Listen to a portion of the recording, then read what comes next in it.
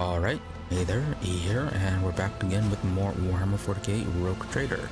And this is getting a little late, but oh well, that happens. More and more lately. Oh well, anyways. Last time we finished up all of our little tasks we had under us, helped out the Wersarians with the accusations of heresy that were laid against them.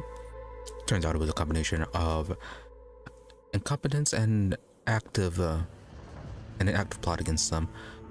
So, uncovered the plot and, uncovered the incompetence and then uncovered the plot and basically saved them.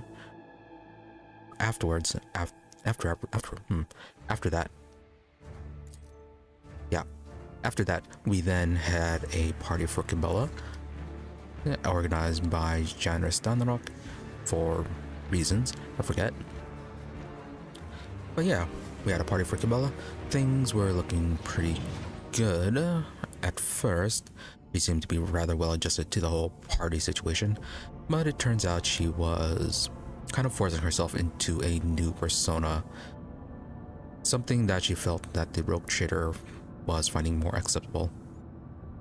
Kind of had to talk her down from that and to act more natural to herself. Gave her some things to think about. So, yeah, not sure how that's going to turn out. Then afterwards, we had a few planetary missions we had to deal with, but otherwise, yeah, nothing too pressing, which is kind of where we're at right now. Oh yeah, we have this mission on Dragonus, but otherwise, yeah, things are more or less taken care of. Aside, yeah, which leads us to our next main task for the day, which is heading off to Garderfall's Calamity to Phaeton 4, I think, as per Heinrix's request, to apparently help out his friend, because apparently he has friends. So yeah, we did this, well, I did this quest during my first run. Didn't quite finish it because of a bug that prevented anything from proceeding after a certain point. So we shall see what goes on here, and it'll be all pretty new to me as well. Then depending on how long this quest takes, we'll then be heading on to Footfall Station to deal with Jai's quest, as well as the matter of the Lord Inquisitor, because apparently he has a task for us as well.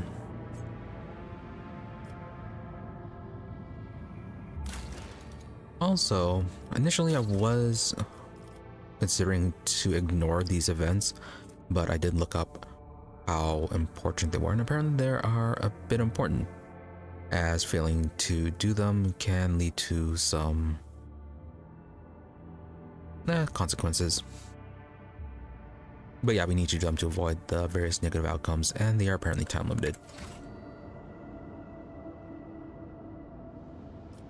Yeah, but that being the case, we'll stop by Dragonus first.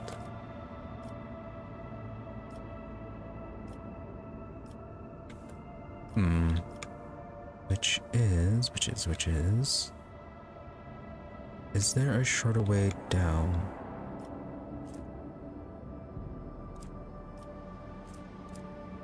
Yeah, we can head to Pillars, then to Agarthus, then Arcelio.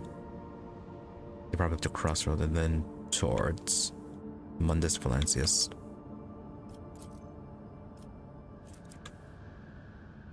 Or not?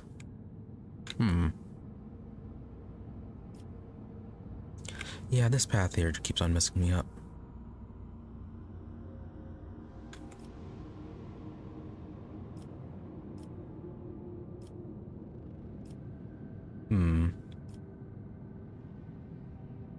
Alright, so let me up and around. 1, 2, 3, 4, 5. This would be 1 and then 2. I think 3, then 4, 5, 6. Alright, it's slightly quicker this way, unless we run into a battle. Let's say the plasma drives.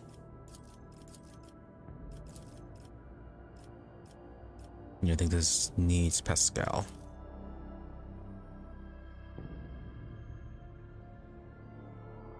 Oh no, I think this is the one where it has the huge structure in the middle, then a platform behind it.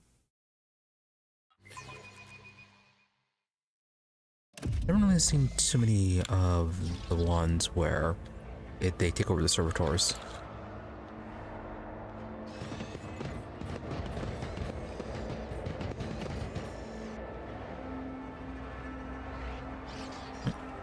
We're looking in the wrong direction. There will be no peace. No, we just didn't go far enough. Yeah, this map. Lower deck rabble, and we are fighting against demons. Alright.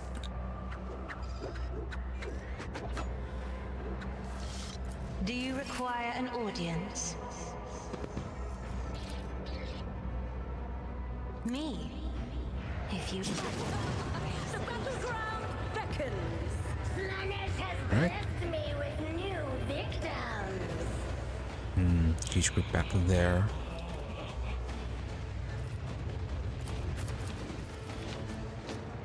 Oh, Gamma's going first this time. Demonette and lower rabble.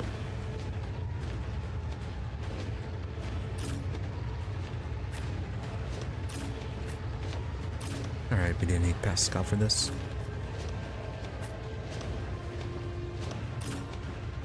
Probably could have left Argenta as well.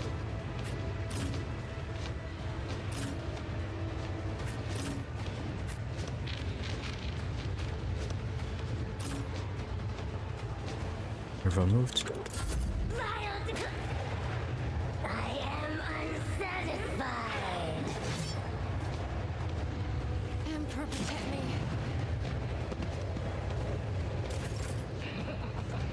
I'm gonna give it a turn towards Cassia then. Try to pull the demon away. A genius at work. Oh, did I give Pascal the upgrade for Nebulous? We had a new item for him that let him use both of his protocols.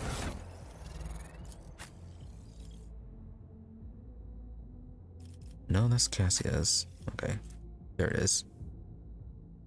Yeah, multiple signal effects.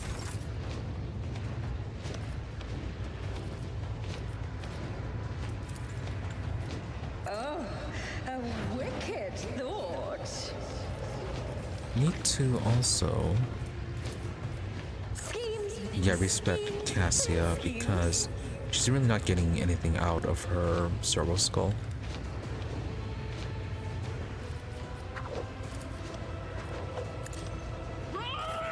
We use all of, we mainly just focus on using her navigator abilities.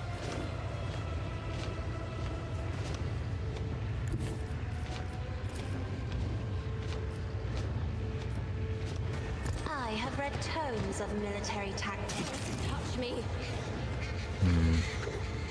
Not pulled. If I may. There you go.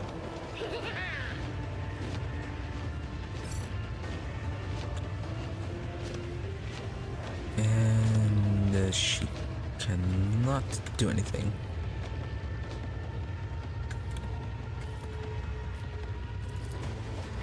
Alright, we'll have early killer.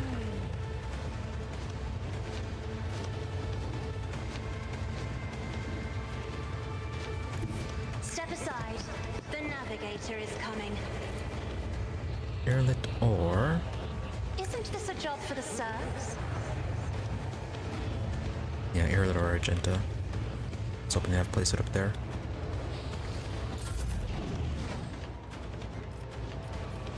Oh, you can still set her on fire.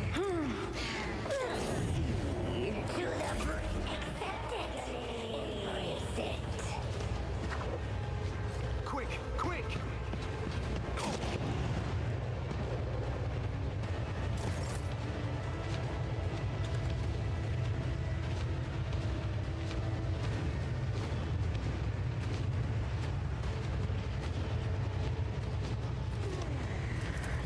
I will not. I am not your Xenos pet, monkey. If I must. Weakness is hidden from my sight. Not quite.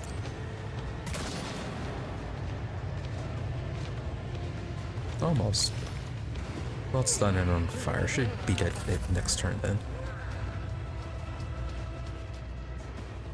Embrace excess. Spurn monotony. This way!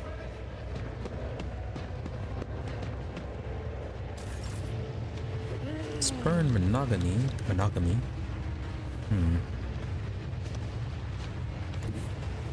Of course it'd be like that.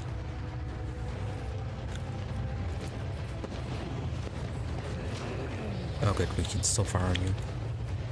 Almost forgot whether or not we had the ability to do that. Faith without deeds is worthless. As the Emperor commands, I act. Yeah, a little unnecessary. I'll do it.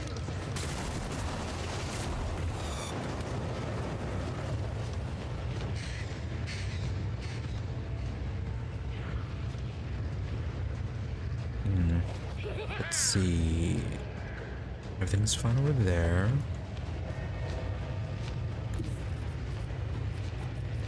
Guided by faith.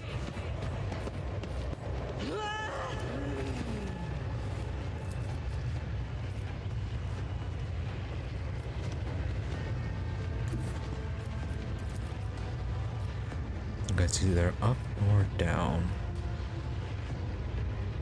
Rejoice in Let's have to fire up there.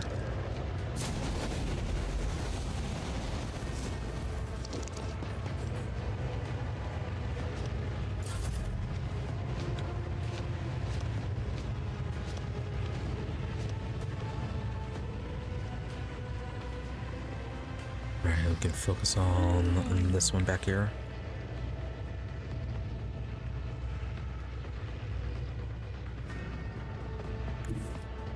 Death comes in silence.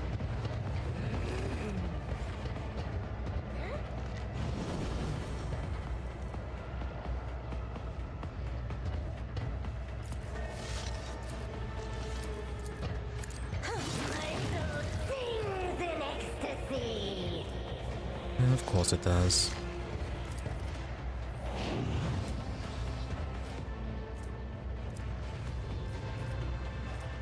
The shadows will see it. Let your soul be purged. Oh yeah, this thing can blind demons.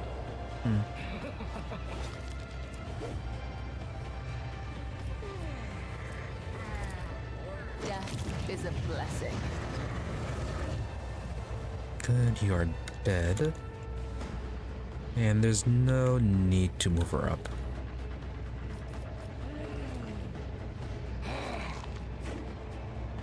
Places of wounds. And then do increased damage, sure. As honor ordains. Should be able to heal as well a little bit.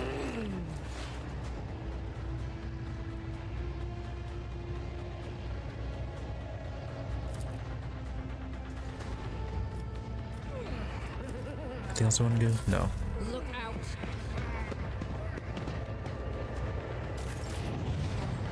I think next turn she should be able to do quite a bit of damage to these guys.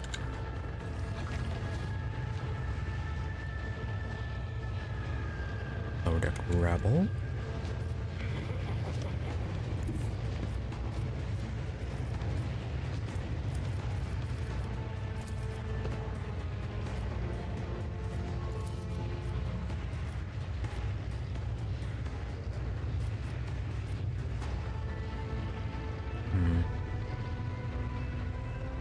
It's gonna be right there, huh?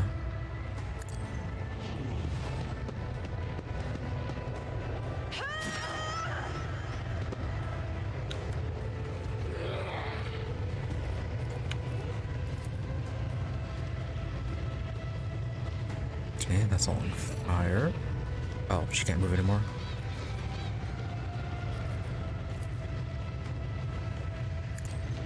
I'll do what it takes.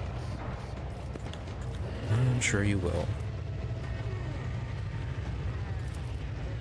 And it does have a spot of apathy as well. Do not dare ask. Nice little double layer there.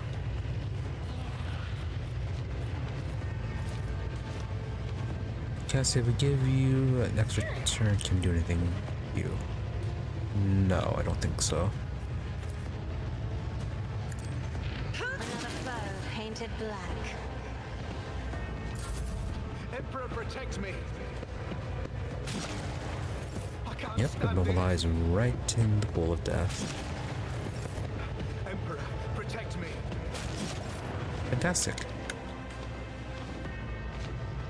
Yeah, let's have Pascal finish this one off.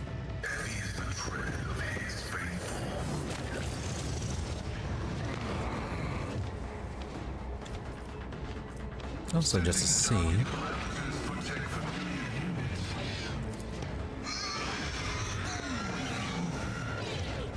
Are you doing both of them?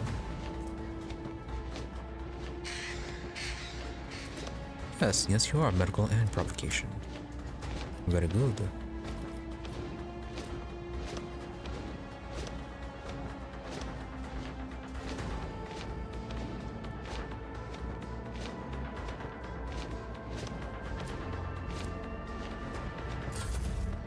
For now.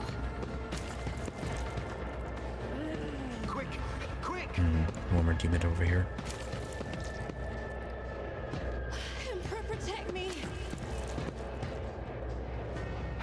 This way! Emperor, protect me.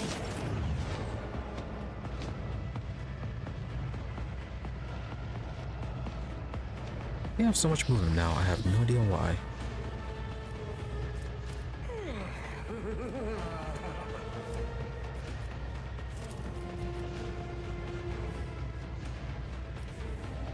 Through the smoke and gunfire!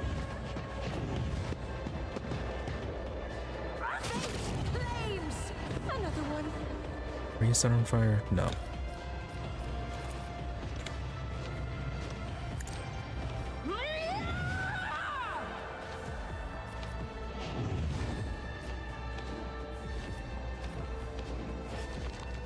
And then, not much point giving you another turn though. You cannot move. What if?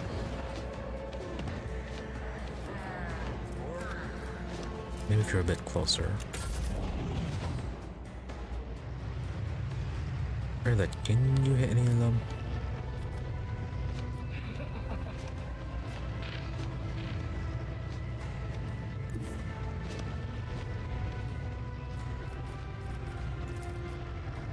Oh, I just got rid of the demon at then.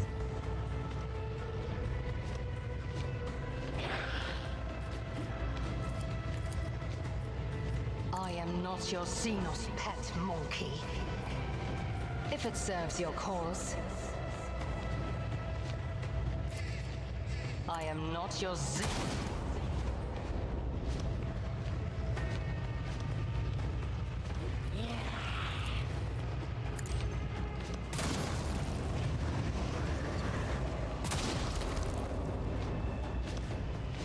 Good work.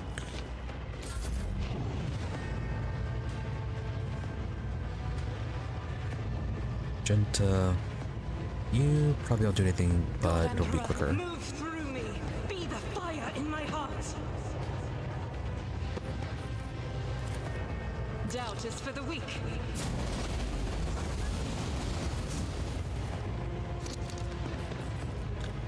It's fine. Although, Faith without deeds is worthless. can we shoot at them over here? Yes, we can. As the Not Emperor well, but we commands, can. I act. I'll do it. As the Emperor commands, I act.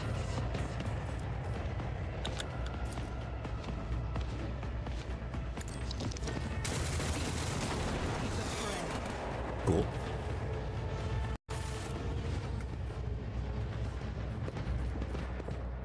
I'm restless.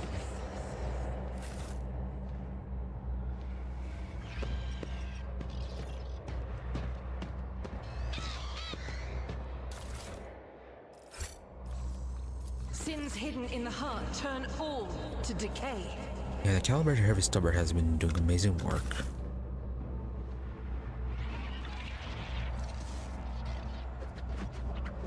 Yes, her other gear is also helping out as well. But yeah, much better than at the beginning of the game.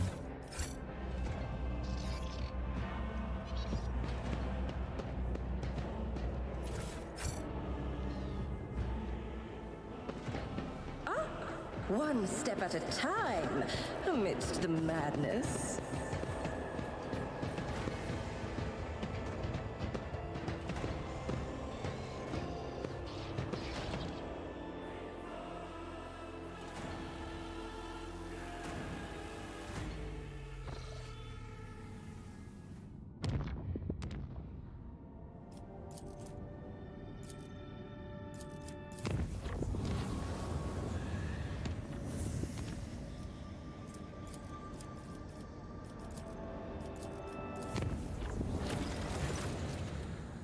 Janus again.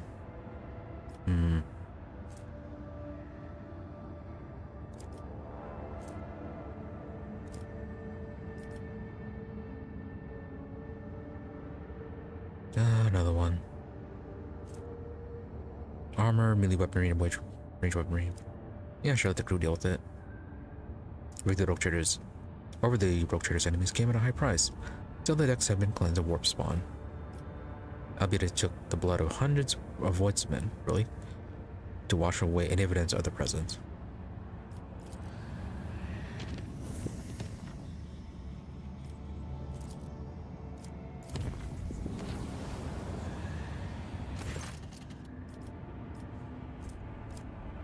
Our captain and crew have lost track of how much time they have spent in the warp. The vessel itself, ignoring the bulkheads, the Voxmaster reports, it all happened so many times before and would happen yet again. No matter what occurred, the officers would not shake the feeling that they were running in circles, as if the voyage across the Sea of Souls would be eternal. Routine actions blended into great nothingness and filled the crew's hearts with anguish. Many members considered submitting to the mercy of the chaotic powers outside. Days went by, but the navigator did not give the order to leave the Immaterium. You join her voice? Clark's insight pierced through the mind-numbing haze. It appeared that the ship's afterpass and the navigator had been sounding the alarm, but the messages had been ignored. The combined efforts finally broke the time loop and released the vessel from the Imperium's embrace. The warp never tires of its cruel mockery. Oh wow, so many issues are popping up.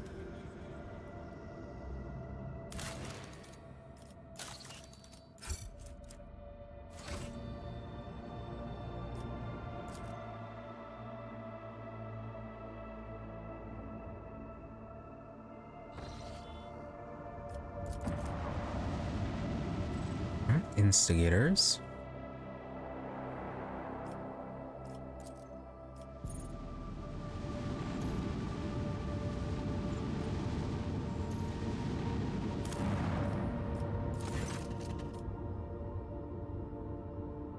Preachers and the servants of House Chorda have arrived in the colony. They agitate fiercely before the mob, but unfortunately the planet's officials too often serve as examples of reprobate behavior in their sermons, which begets even more turmoil among the common folk. Really? House Chorda needs to know their place? Preachers B, send the rebel rousers away on a pilgrimage. Turn the people against the preachers.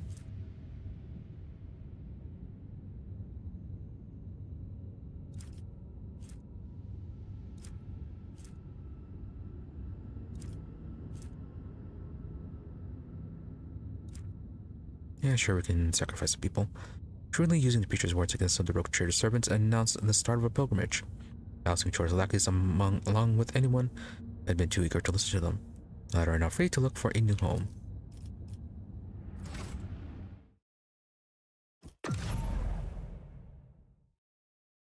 Alright, so what's the next world?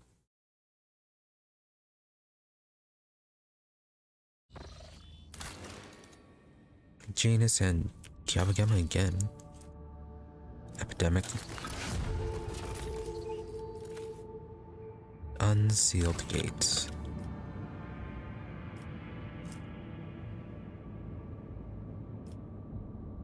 Really wish we get more navigator's insight. If we did, then I can just set up long warp paths between each world. Make things so much easier. Probably should have done that instead.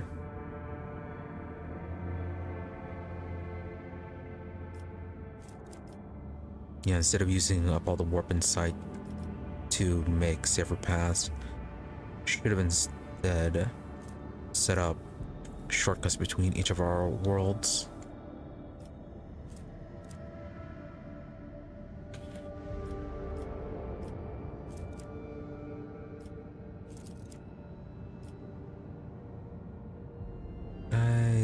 No, okay, no, that's the one that's going to the cradle. But no, can still go through Orselio.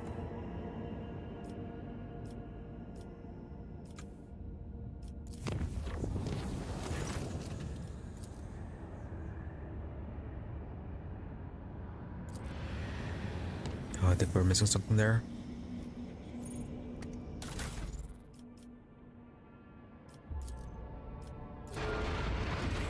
Also, before we continue on, let's try to boost our reputations that we need to finish those construction projects.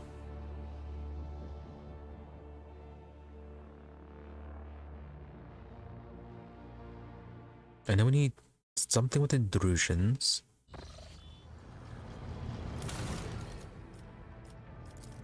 I think the Kibellah, no, Fellowship of the Void needed too.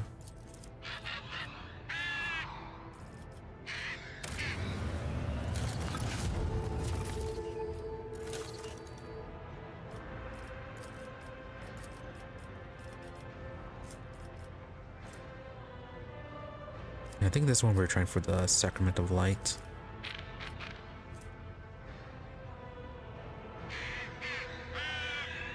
Basically all of these are good. Sky Barrier, Power of Plasma, and Warp Revelations.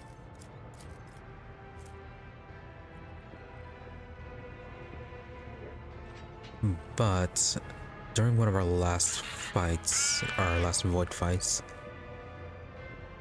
being able to keep away from the enemy was very important. Because sometimes there are just ships that are way too powerful for us. And we have to rely on the ability that forcefully turns the enemy, causes damage to them if they have already missing HP, or extra damage if they have missing HP. We had to rely on just that ability, which needed us to keep away from the enemy. But yeah, maybe go for the Sacrament of Light.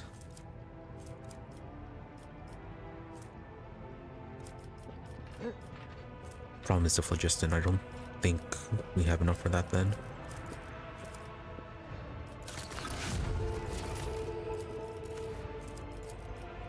And it's just provisions. This one is just reputation. That one the Phlogiston. They're gonna say something with you. Charter minimal rights, Iconoclast Fanatic.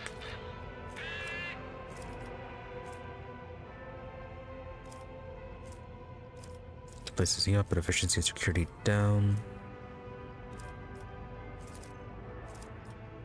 Why not? Do any of these need Phlogiston? No. Oh yeah, we're going for Echo of Victory.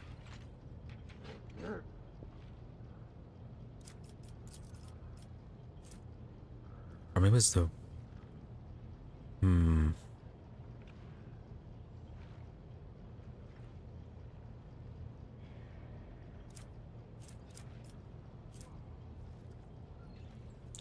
Let's wait on this one because I do want to get Kibellah the Drukhari weapon proficiency if we can. Then we can get her this one. This would be a nice upgrade for her 200 weapon. So for now, let's go and get that. Oh. And Generic Mercy, I feel like that one's gonna cause problems. Well, I'm sure we'll be seeing something later on.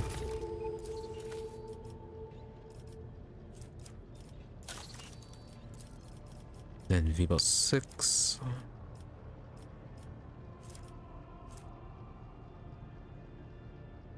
Turn to intelligence, fellowship, and willpower.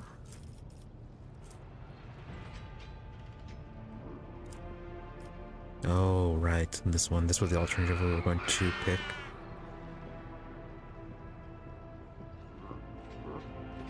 Yeah, problems with this one. Good damage, but no extra abilities. At least that I can see. And then Raider Base. Yeah, we don't really use pistols.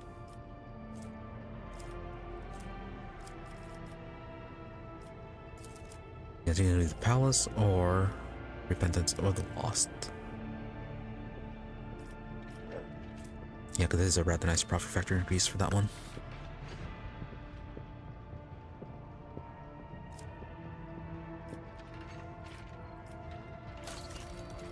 Alright, does this mean then that we're good on Phlogiston to spend it for...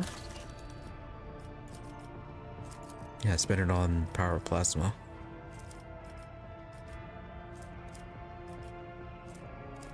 Okay, so anyways, Explorators, Fellowship of the Void, and then Drusians.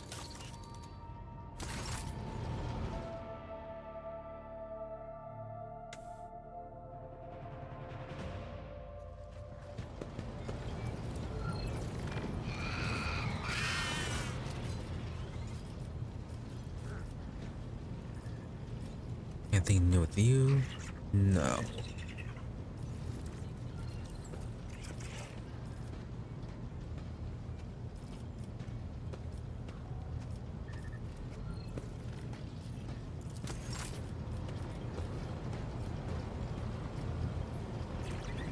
Yeah, it's Delusions, Explorators, and Fellowship of the Void.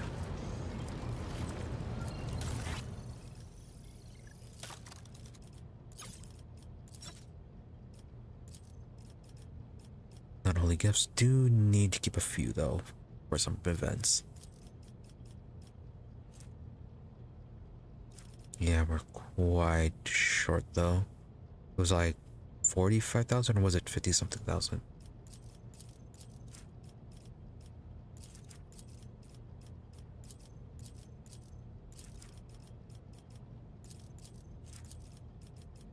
Yeah, don't get rid of too many armor pieces. It's very useful to keep these around and have our people deal with the events.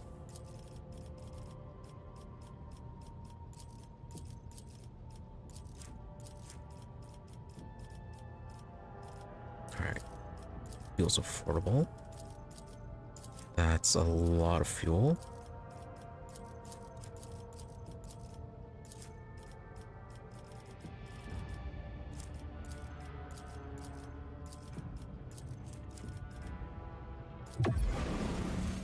Okay, up to 13.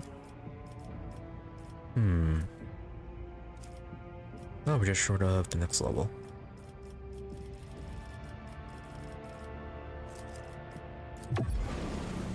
There we go.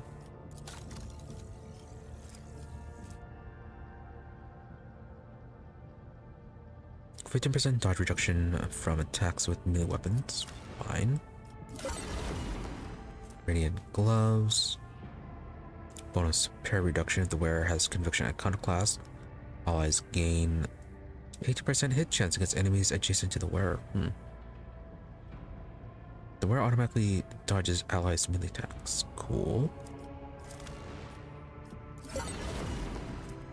Heavy Flamer might be good for Argenta, though I think she's using the Flamer we picked up from the Heartless mission, which might be better.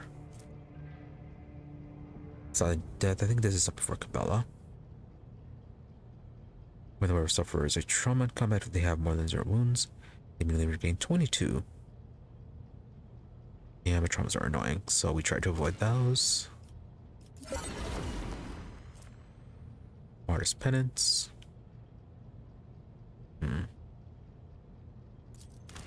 Neat item, 1 shot though. Point. Triumph for Retribution. One-handed melee. Spell degradation is reduced by 10.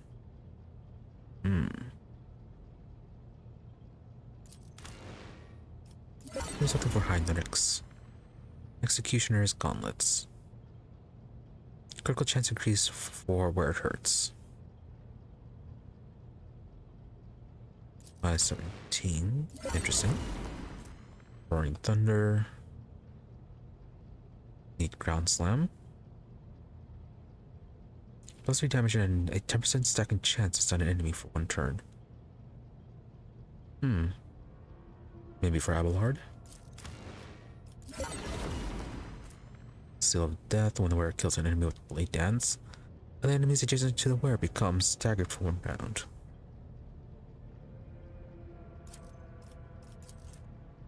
Maybe. What does stagger do again? Don't know.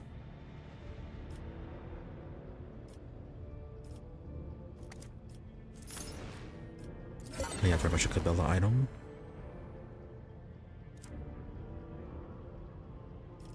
And then that's the limit.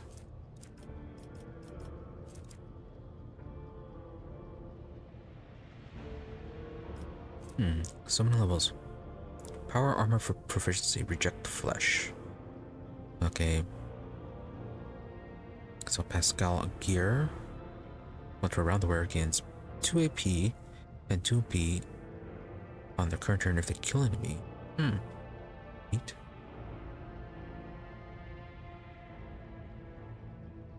And yeah, plus 20 strength.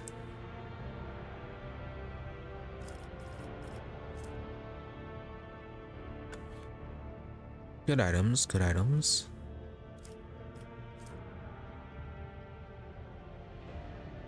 Oh, that's a neat flamer. The Undertaker.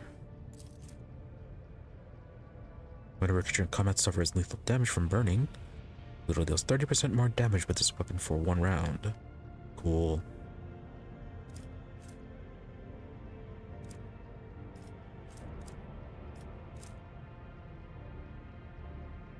And all of it perfectly affordable. Yeah, some really nice flamer weapons.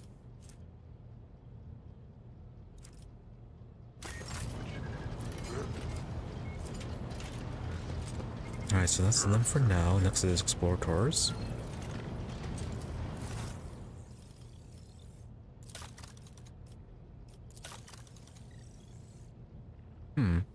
Are you the same trader? No. Here's someone else.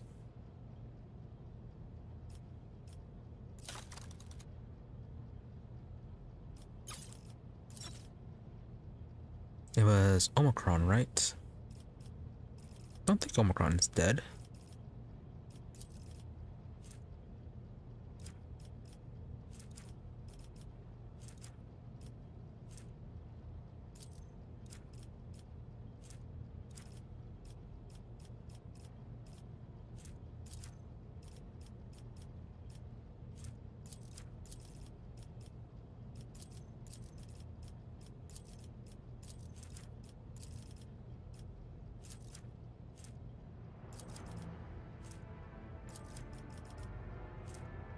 May not have a whole lot with the Kibellah, no, not the Kibellah, but the Void Fellowship.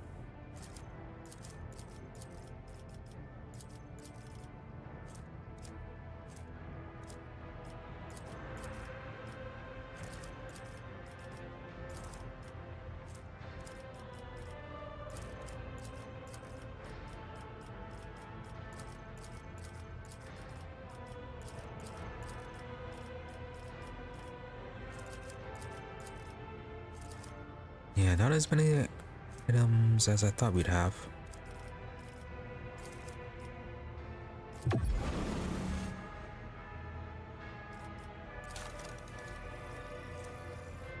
Deadly Repeater. Is it a sniper? Yes, it is.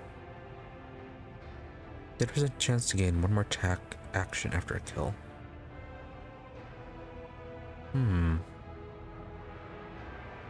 Might be better than what Yarlet has right now.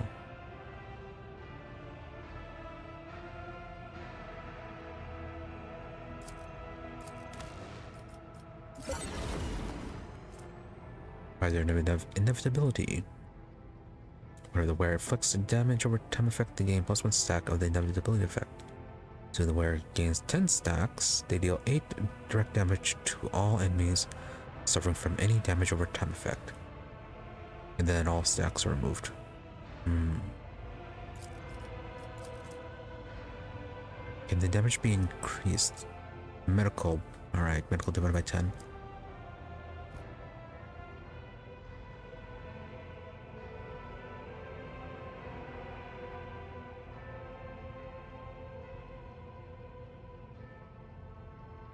And damage I think is a little too low.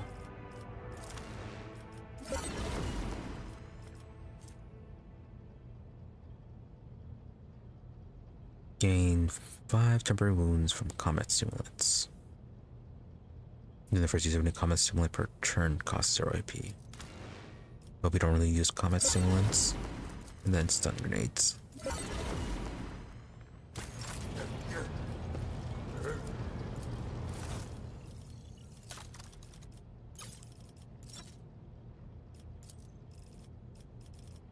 Okay, we have a lot of Xeno artifacts for these guys.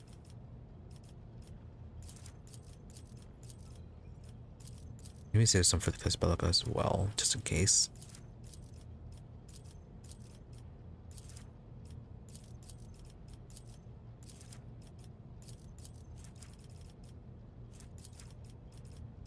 Verdict trophies. Probably don't need these. But maybe save them for the delusions.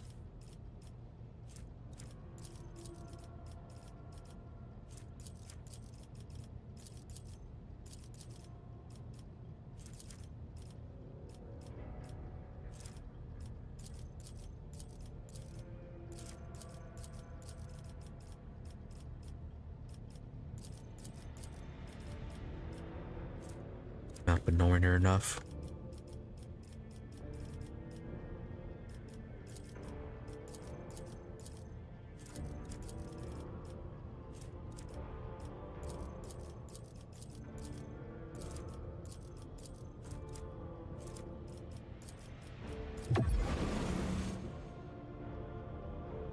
About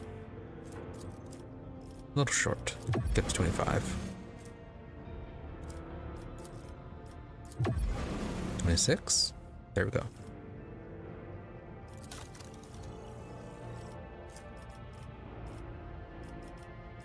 Yeah, a lot of items to pick up from them now. Yeah, profit factor. I feel like we have more than enough for anything.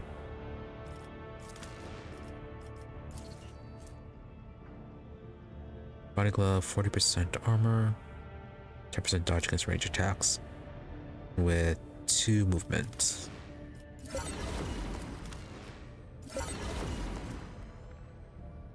The Resist Prime pattern shotgun. Just a good shotgun. Okay, I can sell that one. Reach your boots. When the wearer's area attacks damage at least 2 enemies within a 2 cell radius from the wearer. Wearer gains a kick ability costing 0 AP until the end of their turn.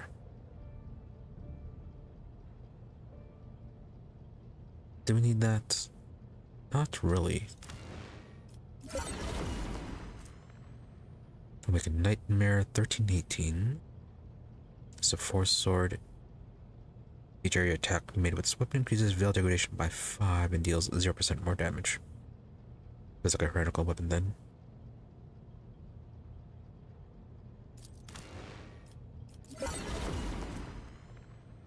Earthbreaker. One-handed weapon. The check of the weapon decreases their target's agility, toughness, and strength by 4. Even when parried or dodge. Oh.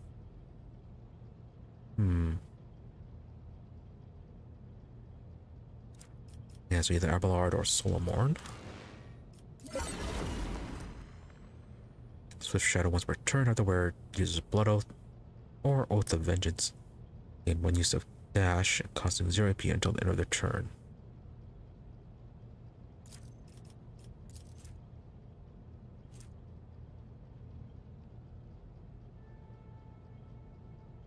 Okay, might give this to Kibellah then. Give her extra movement.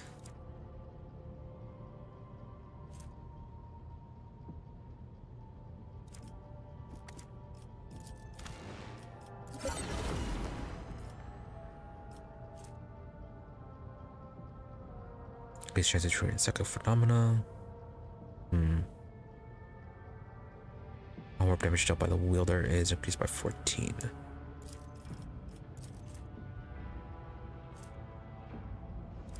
So what psychic phenomena can they do?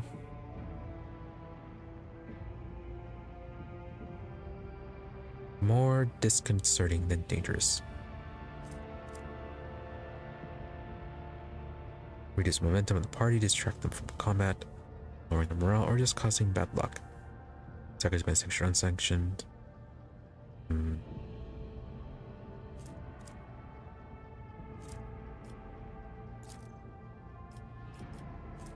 Maybe it is 14 more damage.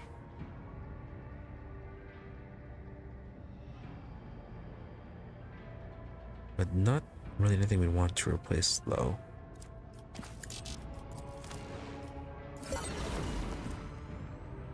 Industrial hammer, just a really good hammer.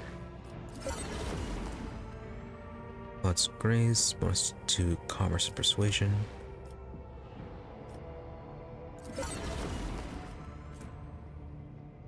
Yeah, those kind of items are more useful if you know what's coming up for checks. Otherwise, if you don't, they're completely useless. Well, mostly useless.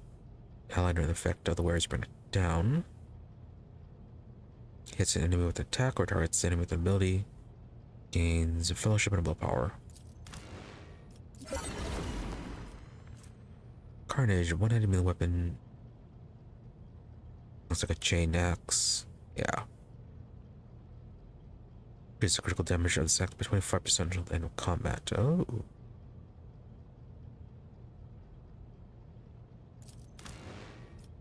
Could be good for someone. Eldari weapon. Only 28.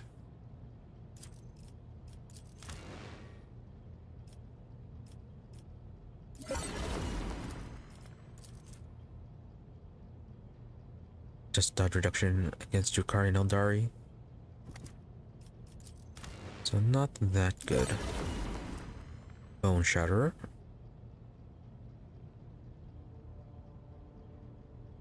Interesting weapon. All types of physical damage dealt to targets hit by the shotgun pistol are increased by 30% for 2 rounds. Definitely for Jai.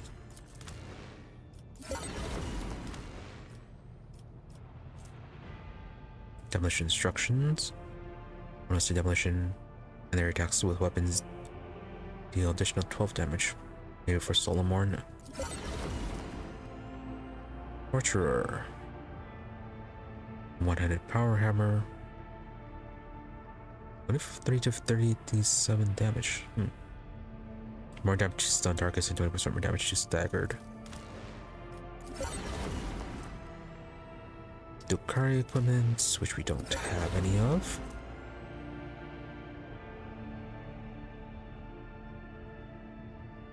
Tries an ally with an ability that ally gains 10% melee damage until the end of the round.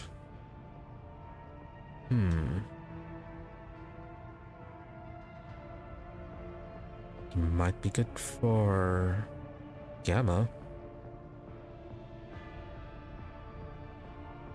I don't know if that will work with the transmission through the pets or not. Because if it does, we can give our whole team the damage boost. But it's also to the end of the round, so if Gamma goes last, then it sounds like it's gonna be useless.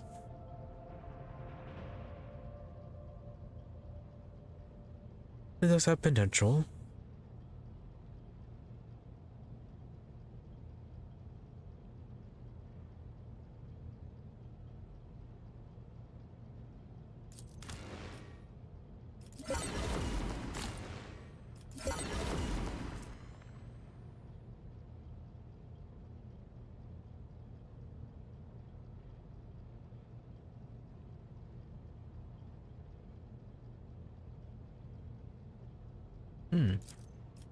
Might be good for Cassia. Infusing allies targeted by Navigator's power gain Bonus to all characteristics until the end of Navigator's next turn. Bonus attacks and is prolonged until Navigator's next turn every time it stacks. Cool. But also, first use the attacking Navigator's power per turn does not set that power on cooldown. It does not count towards the attack per turn. Second use of the power or the use of a different attacking Navigator power on the same turn deals an additional 6 damage to all targets and 6 direct damage to the Navigator. Oh, that's why she's been getting damage. Been wondering about why Cassia kept getting damage.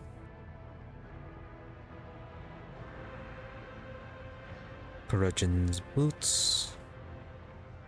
Been in combat where it gets the medkit and onslaught abilities, which reduces the effect of the medkit and onslaught consumable costing 0 AP.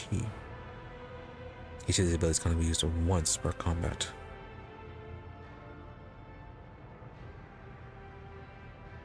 Would be interesting if it wasn't once per combat.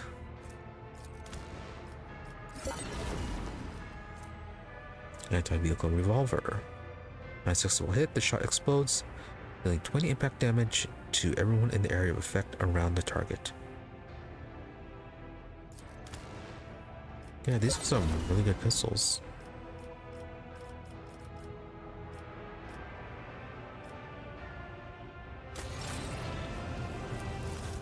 As for you, allows Wrath starfighters to be launched through torpedo tubes. Or attack craft, each of them equipped with a heavy laser turret.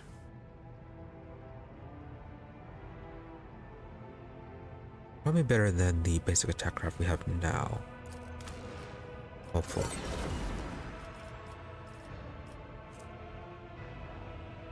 Small plasma macro cannons. 8 shots, 10 damage per shot at short range.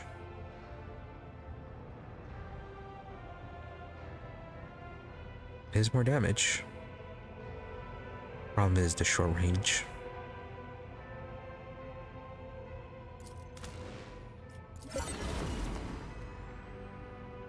Lance battery. Medium range 91 to 105. Wow.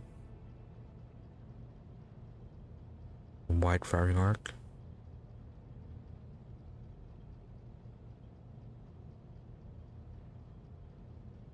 Yeah, definite improvement.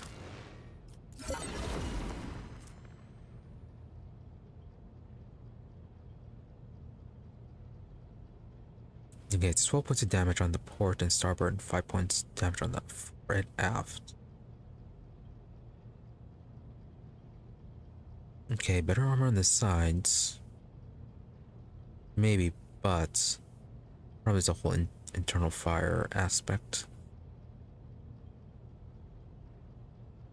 Yeah, there are a few ships later on that do cause that.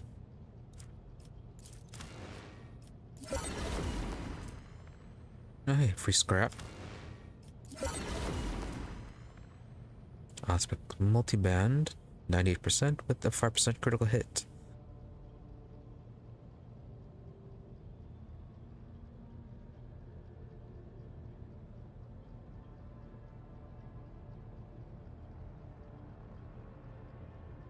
Alright, so probably... Yeah, their allies, they don't really do much aside from act as a distraction for the enemies. So I could probably swap that out. Oh, and hopefully with the better aspects, we can scan those worlds.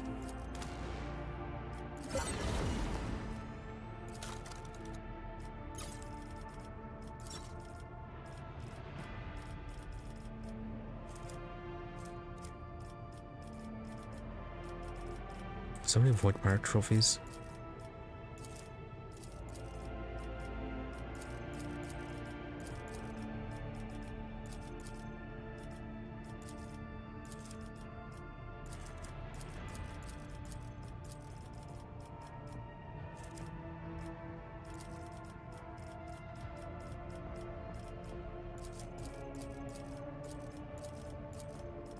I don't recall missing anything that has ever required any of these trophies before.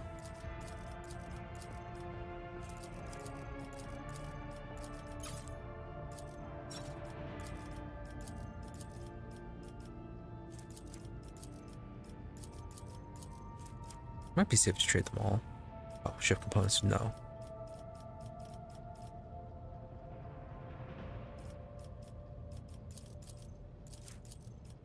Yeah, I'll keep a few just in case.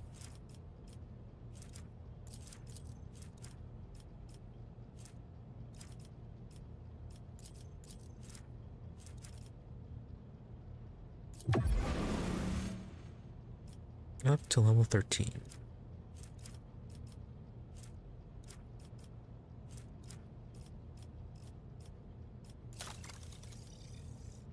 Oh, we almost maxed them out. Memory of True Daring.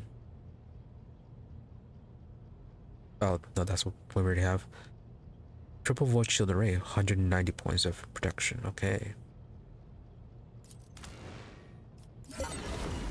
But doesn't provide anything extra against kinetic weapons. Melt the Bomber Mortar. Medium range, 4 shots, 21 damage per. One of the hits in enemy hull has a 75% chance to start an internal fire. Alright, probably switch to this one then.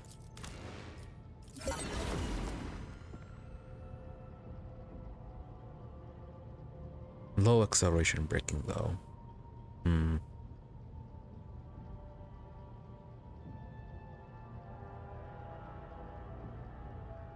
So though, I guess we can at least see what that 15 speed looks like before we start that other one.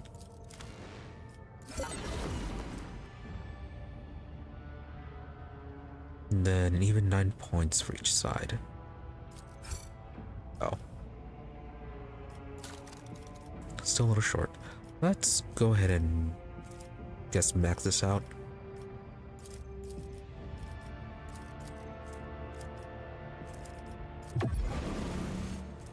Oh yeah, that is a cap then.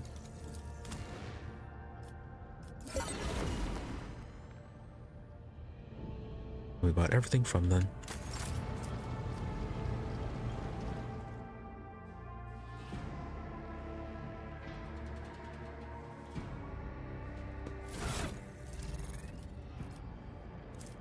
Alright, let's get our stuff equipped.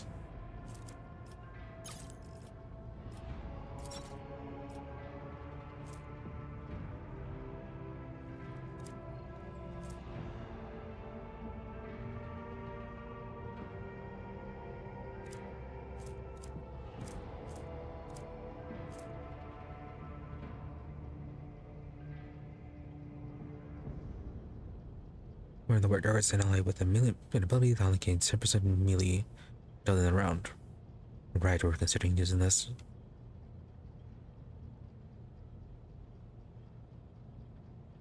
I don't want to lower our side rating, so hold it for now.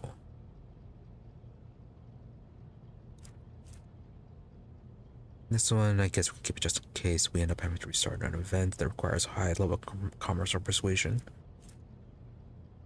Swift Shadows. Plus one use of dash, costing 0 AP, so yeah, the Kibellah item.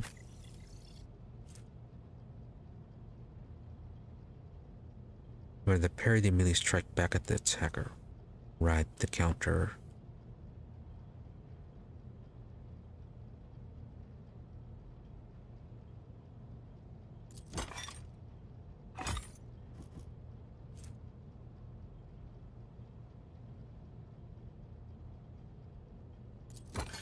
Yeah, let's give them the dash, whatever they use that.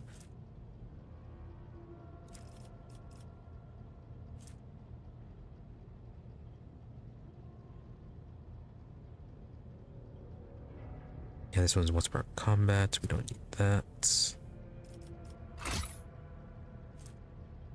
Breacher boots. In other words, area attack damage at least 2 enemies within 2 cell radius from the wearer. Ability to kick. Yeah, I don't need that. Vox relay. Bring it down. How much ability with that one is? I think that might be the ability that Gamma uses. Give an extra turn.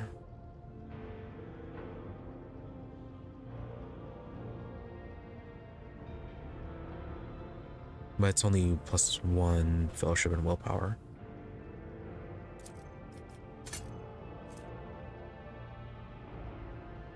Kunrad Void. Increase the chance of triggering second phenomena by 15. Then all warp damage dealt by its wielder is increased by 8.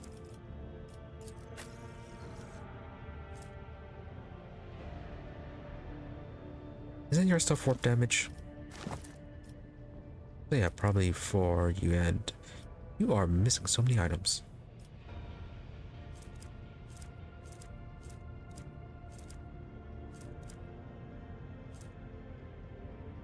Demolition instructions. I'd say we'll give it Solomorn.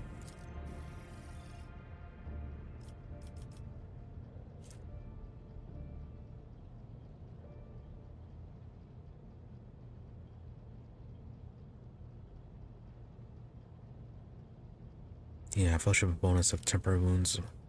6 extra wounds. So.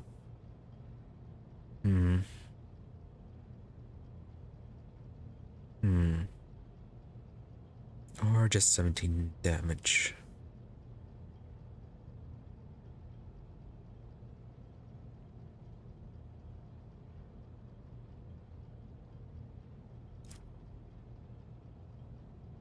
We'll hold off on that one for now.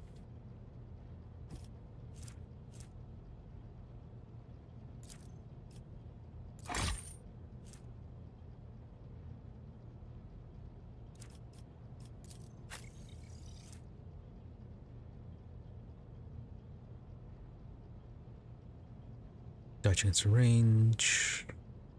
Toughness increased to MP. And we can get rid of that one. And actually, hold on, be right back.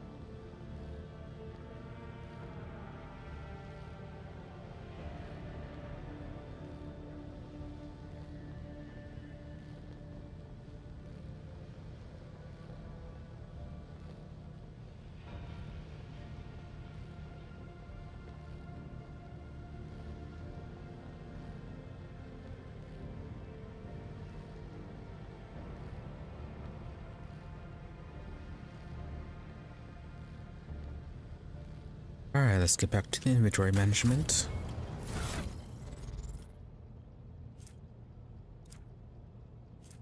Let's see, basic shotgun, cargo.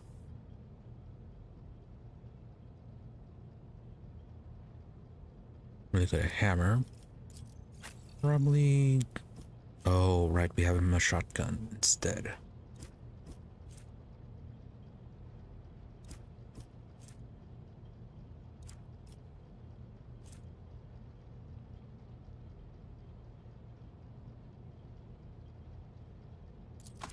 Alright, swap that one out.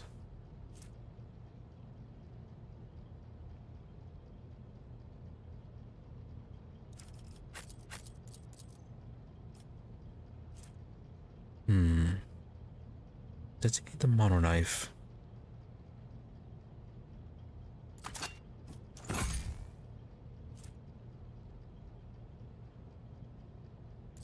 And let's give him the axe instead, and then Solomon can have Earthbreaker. Oh no, he already has something better. As for the two-handed, I'm gonna toss that. Bone Shatterer.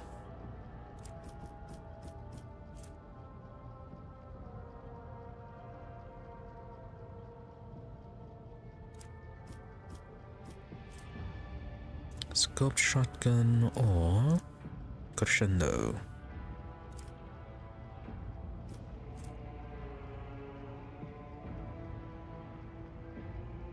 No, okay, crescendo gives him an extra attack.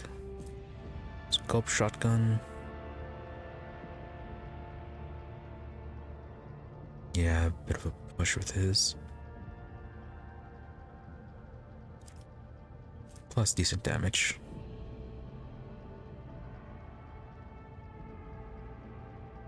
All types of physical damage dealt to targets hit by the shotgun are increased by 33% for 2 rounds.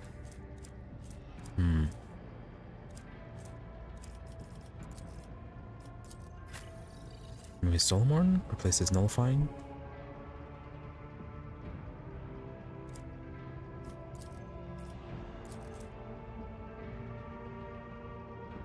Yeah, it's just a basic shotgun. Okay.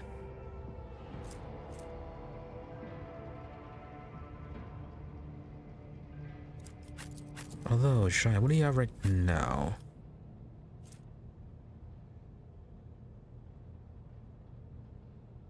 Promise of Freedom and Retribution. That was the stuff we got from the Nemesis, right?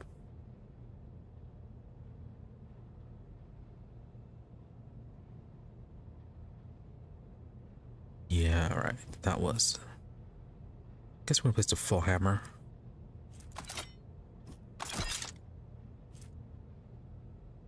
Like a nightmare.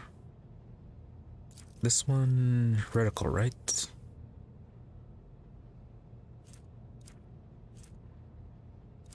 Veil degradation, psi rating. Yeah, I'll psi rating. Increases veil degradation.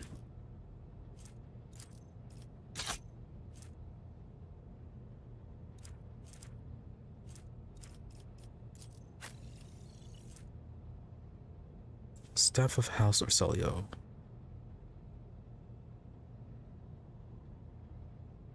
Bloodhound and yeah, the staff.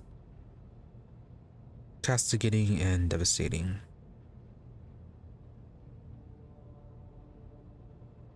Replace the Bloodhound then with the Astronomical Regalia.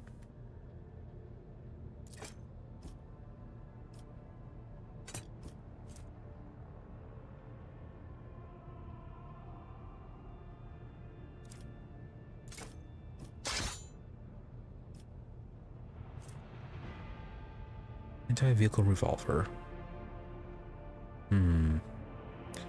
Right, that explodes.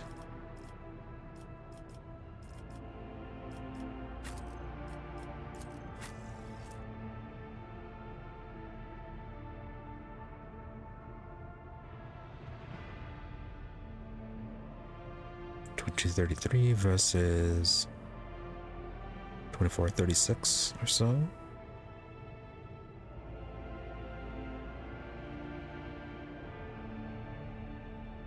Something in this one explodes.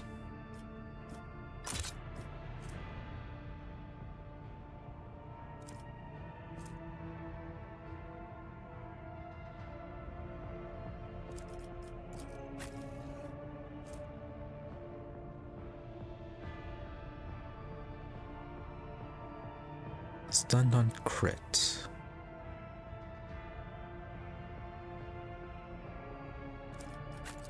Yeah, probably keep that one. Yama, can you use it? Yeah, let's have a hunting rifle.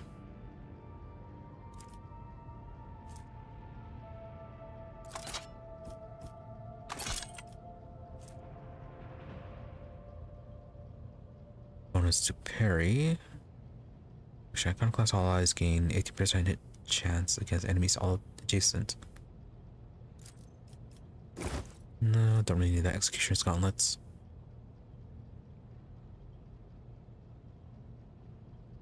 Basic critical damage where it hurts, including damage from attacks. It's executioner item.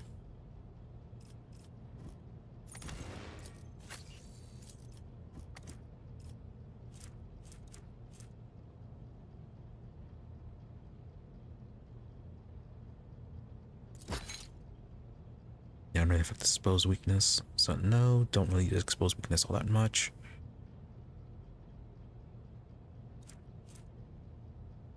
Improved injector. Yeah, we don't use stimulants. Visor inevitability. Yeah, damage was too low for that one.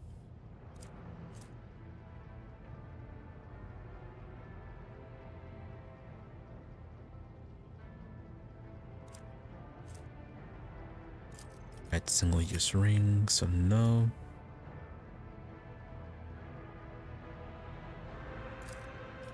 Had to get trauma for that one. Triumph of Retribution.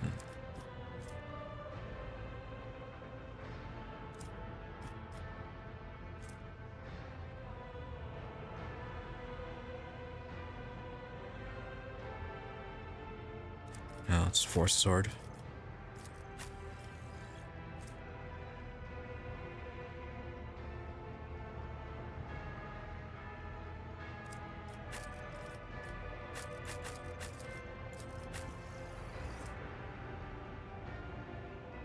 Cheaper medkit or bonus weapon skill with bonus armor prediction and damage. Hope it's the med one.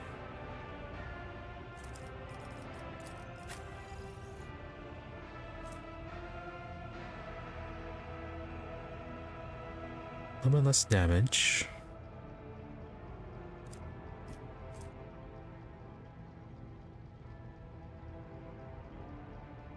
Gain armor penetration when you suffer from various effects. Plus, yeah, damage boosts.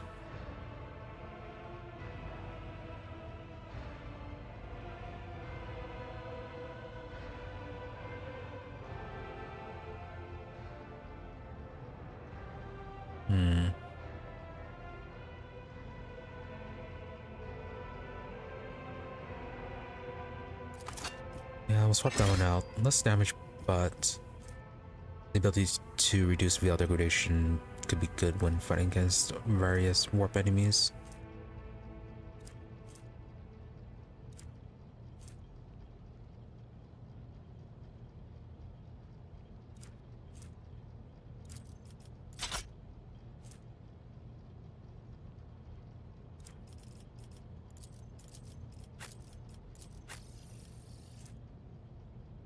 No power armor proficiency. That says Pascal. No, we don't have anyone with power armor proficiency, never mind.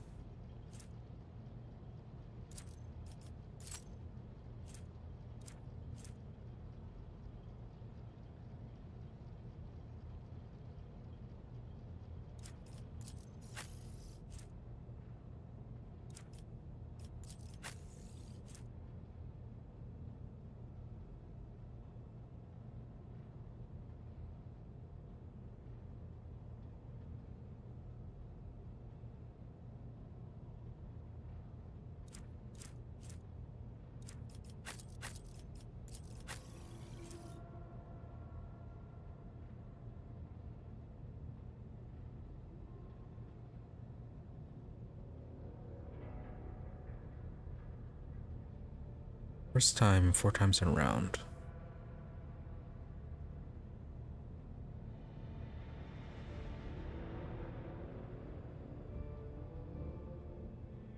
Or leave a snare to stop them from moving. We'll keep pack hunting until we get to a boss fight. Then if we remember, we can swap it out.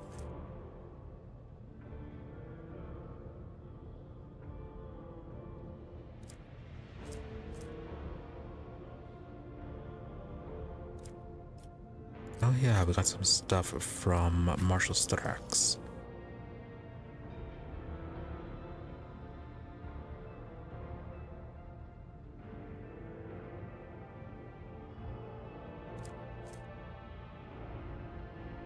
Really, you don't have heavy armor proficiency.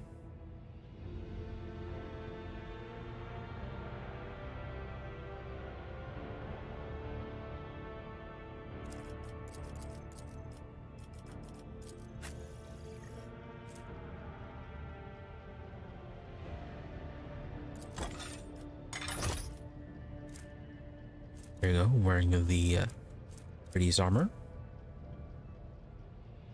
Even though you're not the marshal.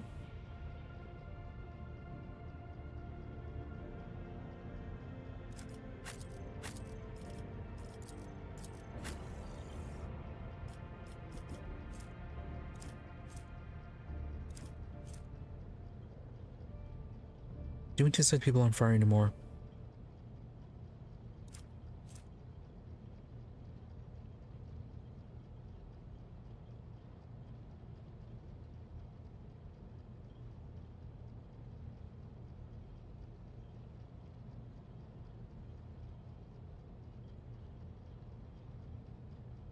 No, that'll be fine. We don't particularly use our shield attacks all that much. Lady Theodore is meant at the start of the wearer's turn. If there are more enemies than allies in combat, deals 20% more damage with melee weapons.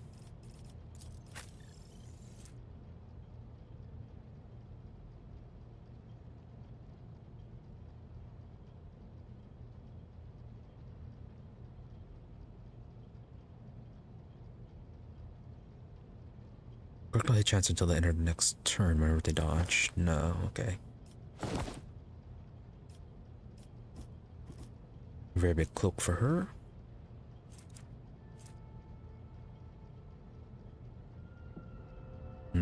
Radical growling shield.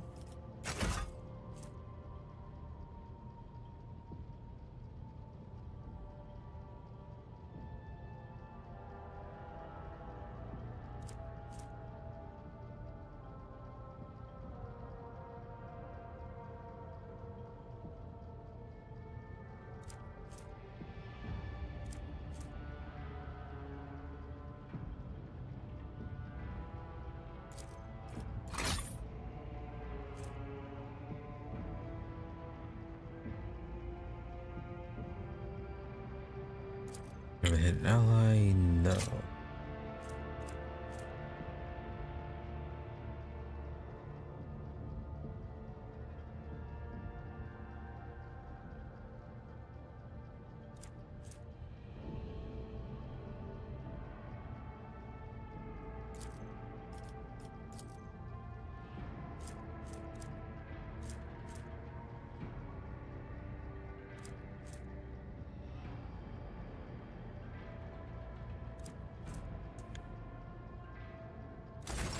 Alright, enough of that. Let's have a quick look at our world, see if we meet the requirements for some of those projects.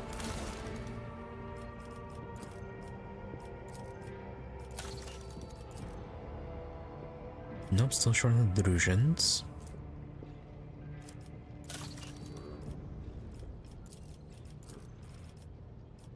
Still short on the explorators.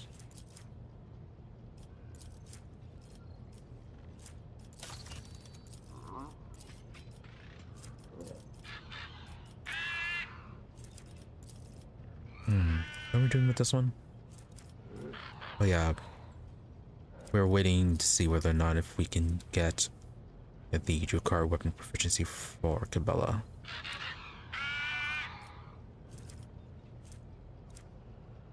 Because if we can, we'll get this for her.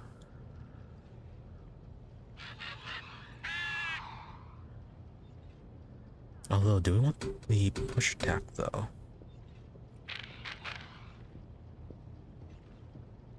Or maybe it's a push attack.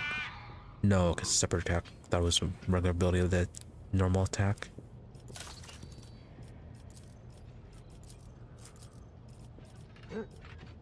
Yeah, and then 60,000 for the delusions with this one. How far away with them?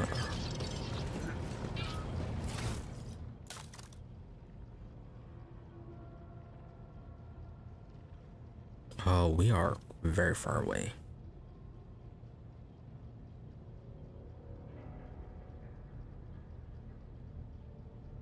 Yeah, we need 15,000 more.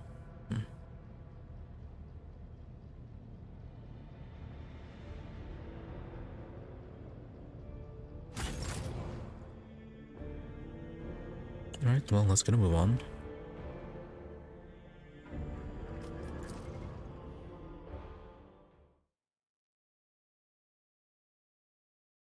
Oh yeah, we also have to get those new parts for the ship.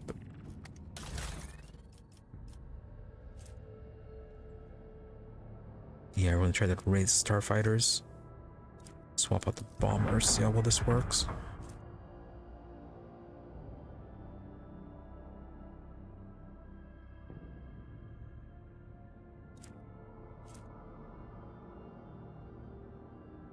And there's this armor, hold off on that.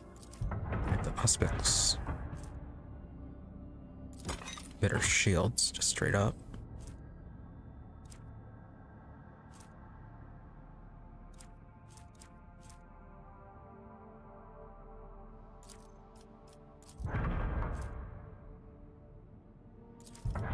And then improve speed.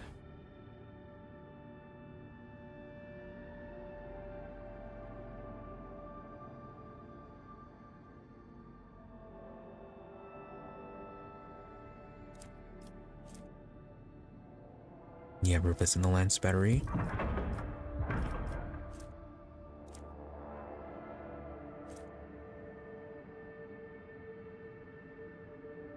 And then, yeah, swapping out for the melted bomber motors.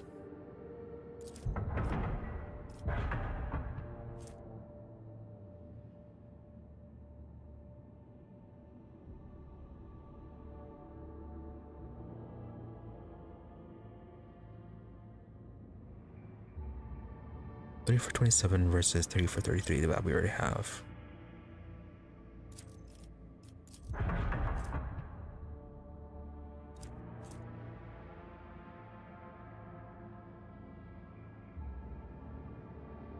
$2 for 21.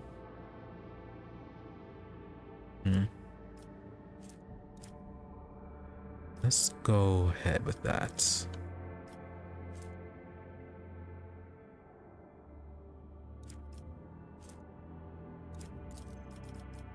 And upgrade the RAM.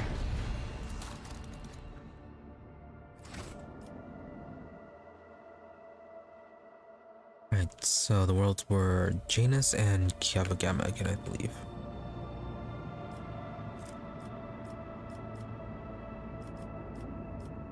Oh yeah, just we're here, we can try out our new aspects and see if it'll penetrate the planet.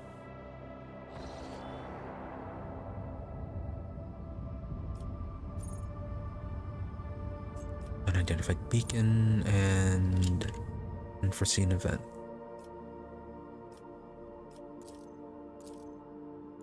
Oh yeah, the unidentified beacon for the homunculus event. Markers that detect a container with unidentified cargo on the planet next to the true card beacon.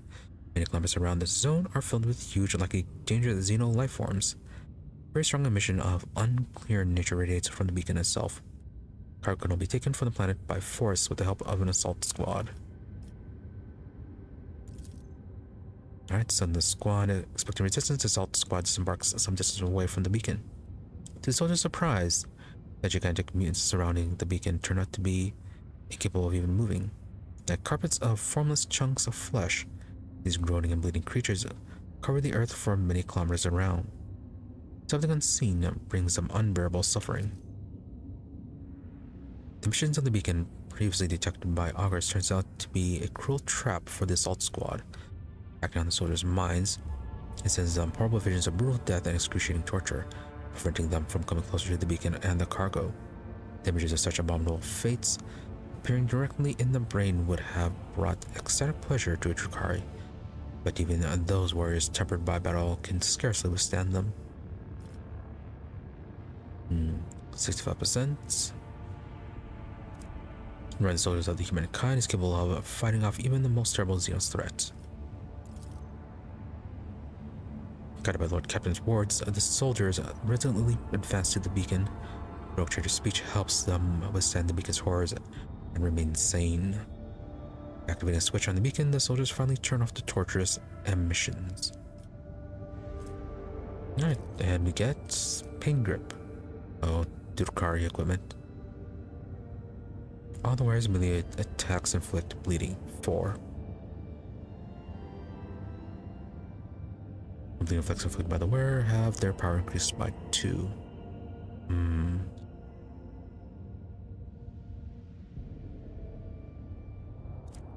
Well, you can always sell it.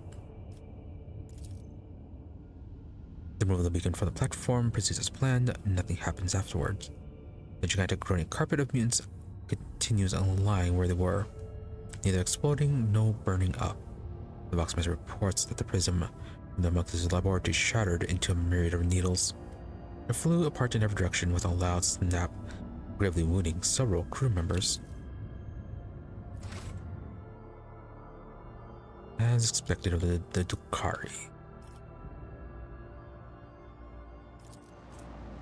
But I believe that ends that whole little scavenger hunt.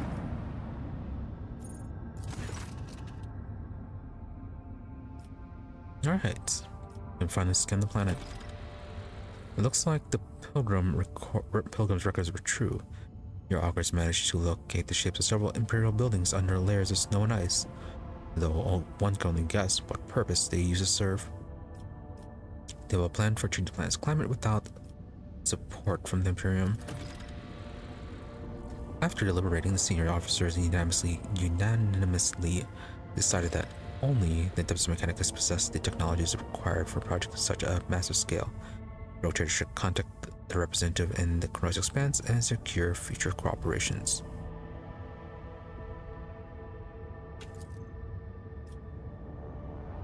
I think it's that footfall then.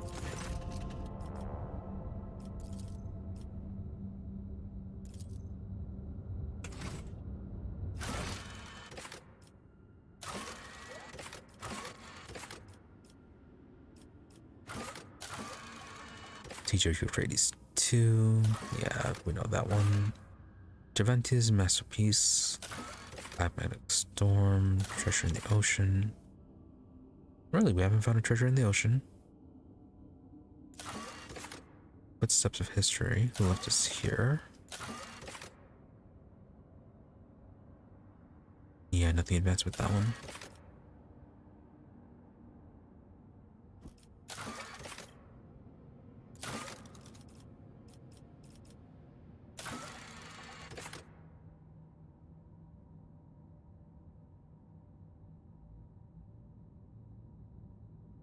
No, apparently we're supposed to talk to them. I don't think they've said anything new.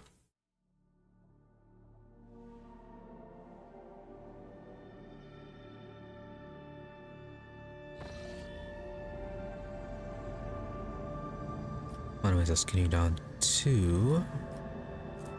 Right, Janus.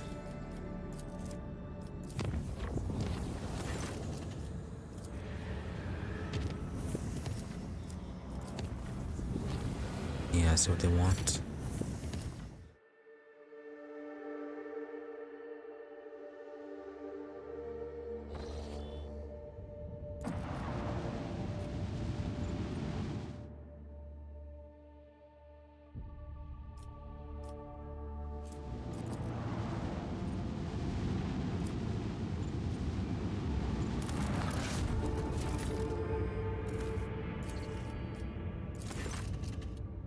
Alarming news from Janus, the Webber Gate has opened, bringing forth a wave of Xenos.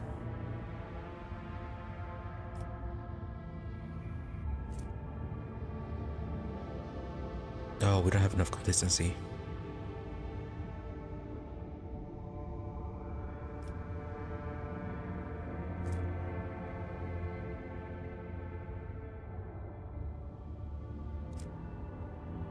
Yeah, they were kind of invited there, weren't they? Planetary Ward is perished in a bloody battle between Kunrad Eldari and Drukari Raiders. Oh.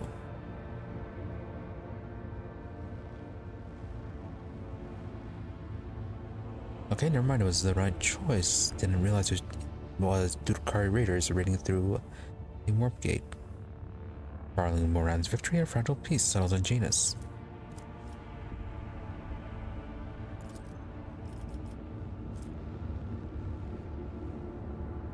We need to find a way to increase complacency.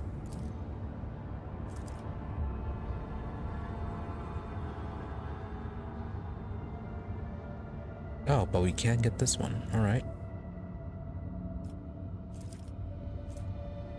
Fangs of Perdition. I believe that will be the last construction project for Janus.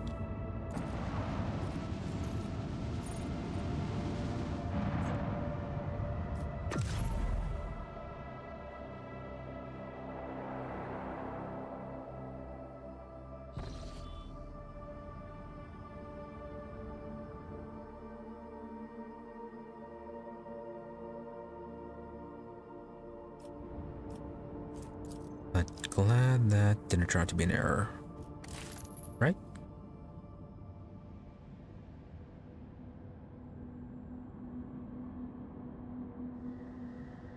Yeah, we're told to bring forth the wave of Xenos.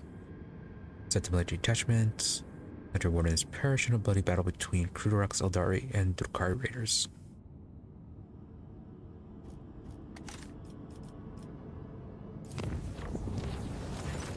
So it sounds like it should be right. Approach the warp reef.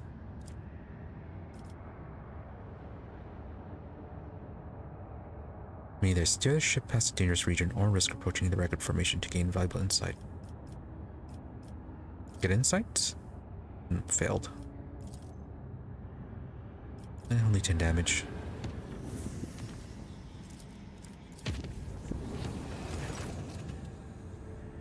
More damage. Fantastic.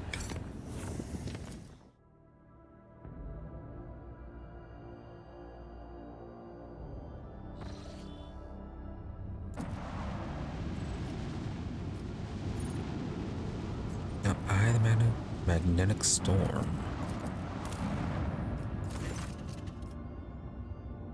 Offering prayer to the machine god, the auger operators turn their blessed optics for the very epicenter of the raging magnetic storm. In spite of the thick haze, instead covering the auger's picked visors, something unexpected appeared. The auger crew have detected signs of life under the planet's surface. There in the caves is a man-made complex. According to the ship's archives, the world is uninhabitable and devoid of useful resources. The presence of someone's base seems intriguing. Order Solomor to lead the reconnaissance, bombard the site from orbit, ignore the planet's mysteries.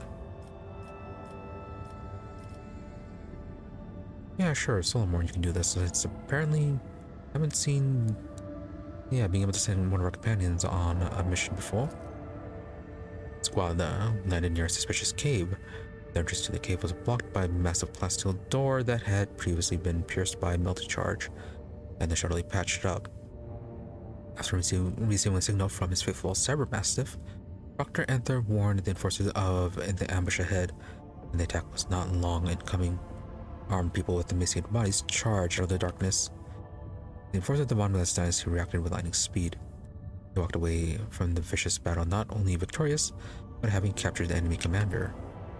While a shuttle brought the prisoner aboard the Lord Captain's voice ship, scouts searched the base and found a vast hall, the walls of which were dotted with cryovaults. All but one were disabled and contained the remains of some prominent people, judging by their clothes. The last cryovault was open and stood empty. Mechanicus creations, interesting. In addition, a curious machine was destroyed during the battle. As further inspection would show, this was the very contraption responsible for creating the magnetic storms blackening the planet, concealing the cemetery from prying eyes.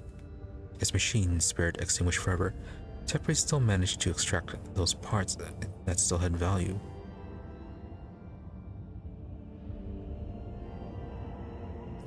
Okay, examine the vaults. Tepri sent at your command reported that the machine spirits of all car vaults are healthy and obedient, excepting the one living within the open sarcophagus. The machine spirit is in terrible condition and affected by great madness, mudding its algorithms. Interrogate or Kibellah. Interrogate. Yeah, sure, Kibellah. In the hours that followed, the captain became fully aware of how sophisticated and ruthless the blood-spun web can be in its quest for truth. Under torture, he confessed to belong to the cult of Saint Drusus. Oh. He and his brothers and sisters were tasked with guarding the strange cemetery and preventing anyone from entering. He equally could not hide that the unfortunate inhabitants of the Cry Vaults were killed by his people. Alas, that was the last confession, as the harsh interrogation finally took its toll.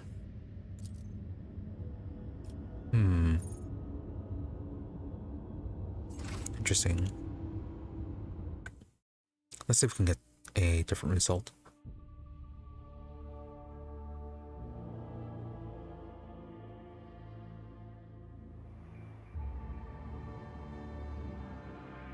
Maybe if we send in our regular crew, it would be less of a problem.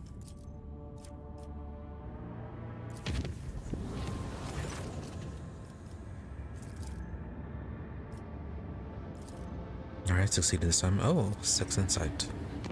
Good.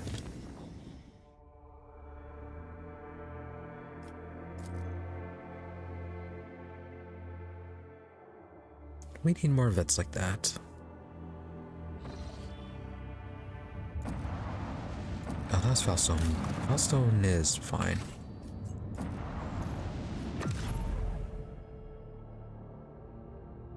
Yeah, then when we get to Kavagama, we can make a shortcut from Kavagama to Darkonis.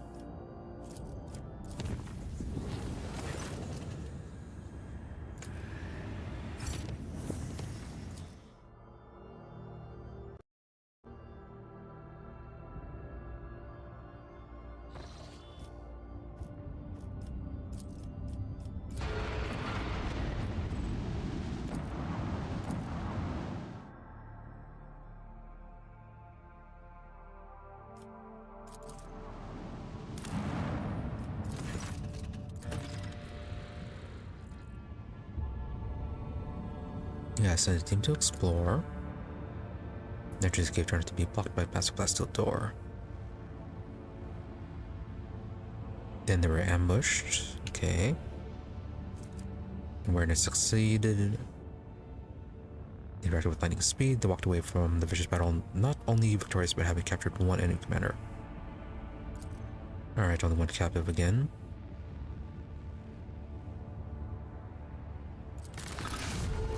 Yeah, same thing as usual. Try the coercion option this time.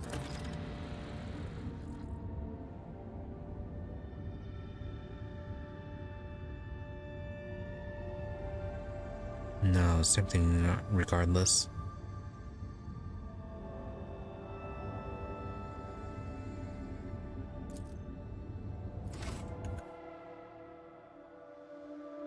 There's a strange vault where a strange vault of delusions killed by their own people.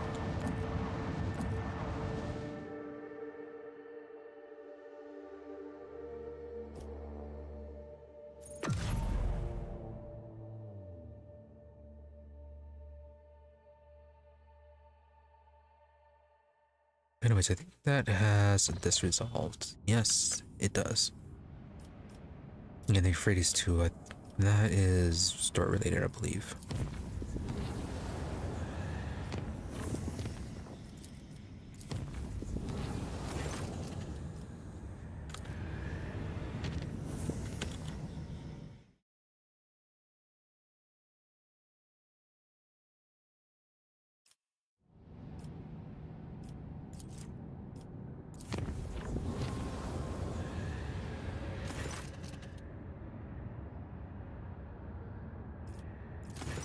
Trusted navigator. Oh, we have to fight. Yeah, sure, let them deal with it.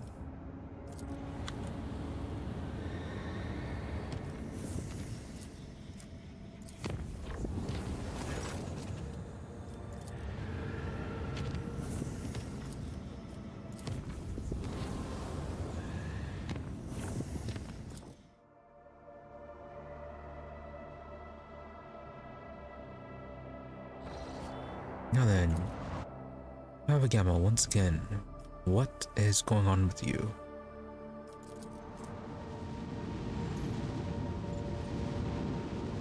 An epidemic this time.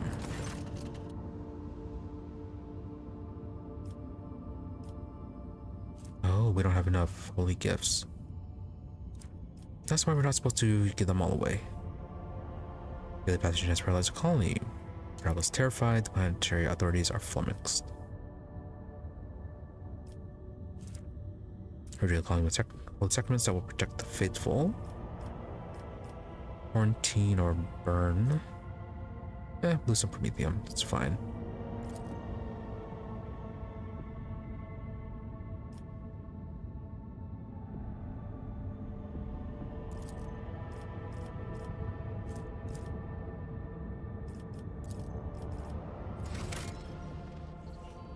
Okay, that should be all these issues resolved.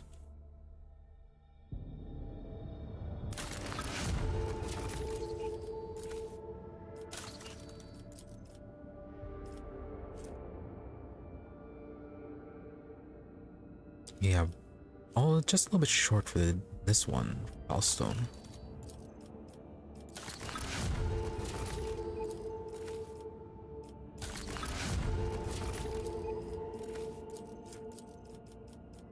This one, though, I don't believe yeah, we'll ever get close enough to it.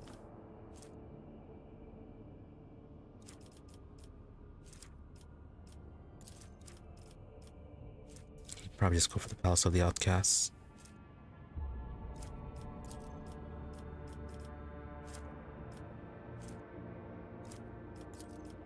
And security is fine. What weapon does Kibellah have right now for two-hander? Yes, double damage.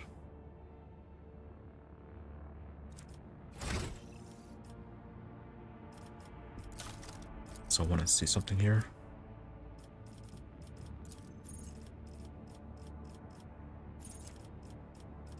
No, not this level.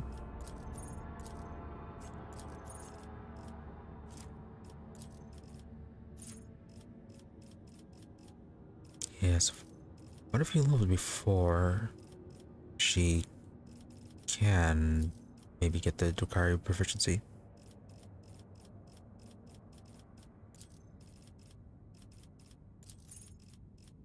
Oh, maybe she won't have an option now.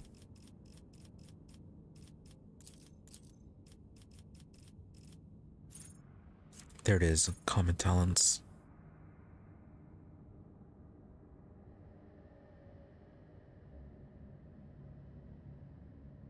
Oh, we need the lore.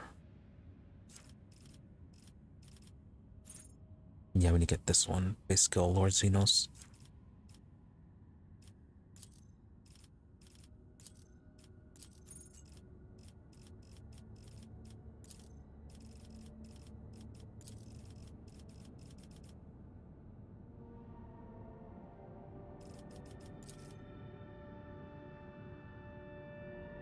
Okay, we're never gonna have enough for the common talents.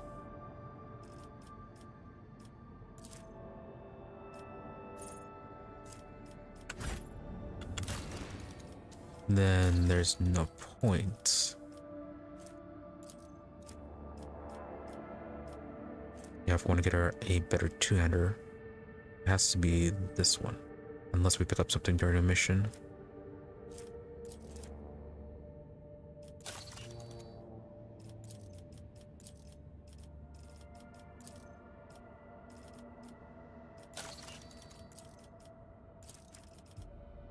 But yeah, can't get her Woolbringer at all, so gonna get that gold victory.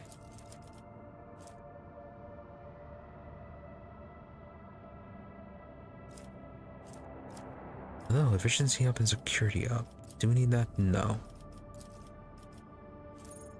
Oh, for all colonies.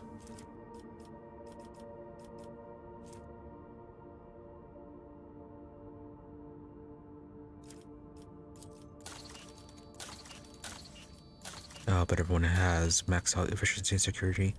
I think we want is complacency.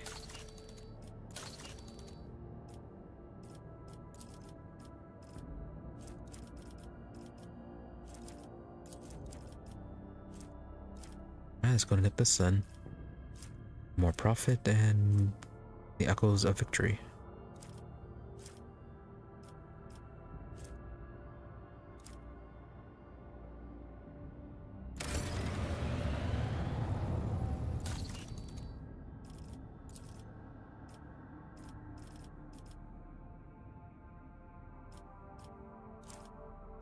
Only ammunition. Oh. Terrible news from Dargonis.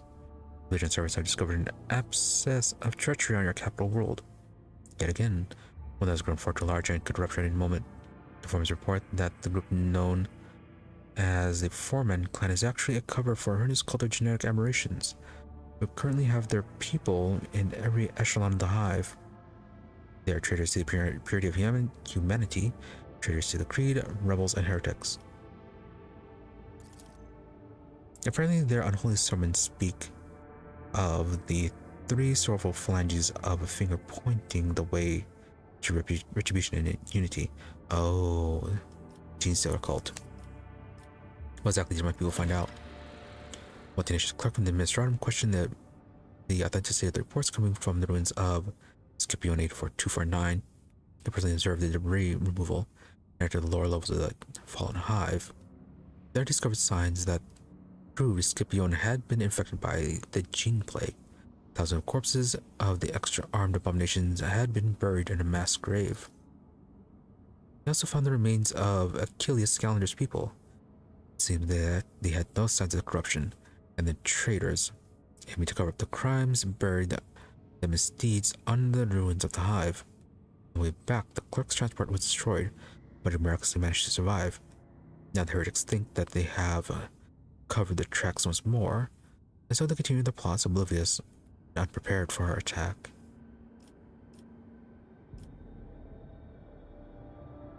Alright, so we do have to deal with them. But this mutant plague that has affected our capital, obviously Gene Stealers, and runs distortion of the human form. It seems that they spread their poison by biting and enslaving their victims. Some of them are indistinguishable from normal humans, while others are disgustingly ugly. The heretics hide them away from prying eyes, seem to be connected by a common consciousness, and are absolutely loyal to the despicable cult. That's by the choir master of Dargonis has suggested that the cult may be behind the extermination of the suckers on the planet. You can sense the ghost of a powerful consciousness of some sort. As you pass, we have forces to serve on Dargonis are afraid. They do not wish to become a living shield if the enemy launches another psychic assault at us. I fear that this line of defense is quite fragile. These abominations look like the ones on my ship, the same cursed blood. I'm afraid so, related ship. The descriptions from Dargonis are quite similar to what we have witnessed ourselves. The same deformities, the same underhanded tactics. Either they are akin to our aberrations, or they are another branch stemming from the same foul roots.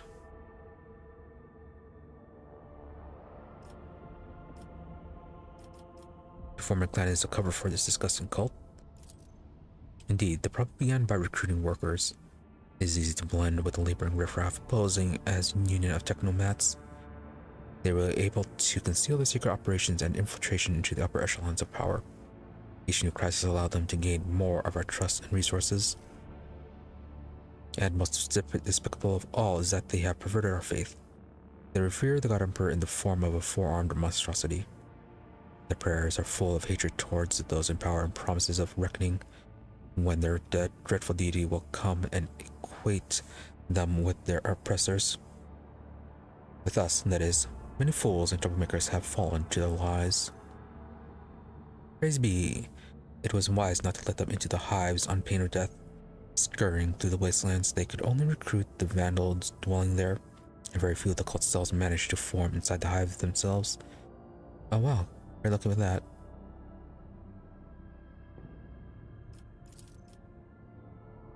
Let's see, wasn't that Heinrix's suggestion?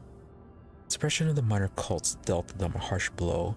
By bringing the flock back into the fold of obedience, we have reduced the number of potential new recruits. Okay. Apparently we were making some right choice by chance. Heinrix, what are those mutants? You already know, gene stealers. Multiple mutants, they are Xenos plague that breeds inside human brain. Much more threatening than the Drukari.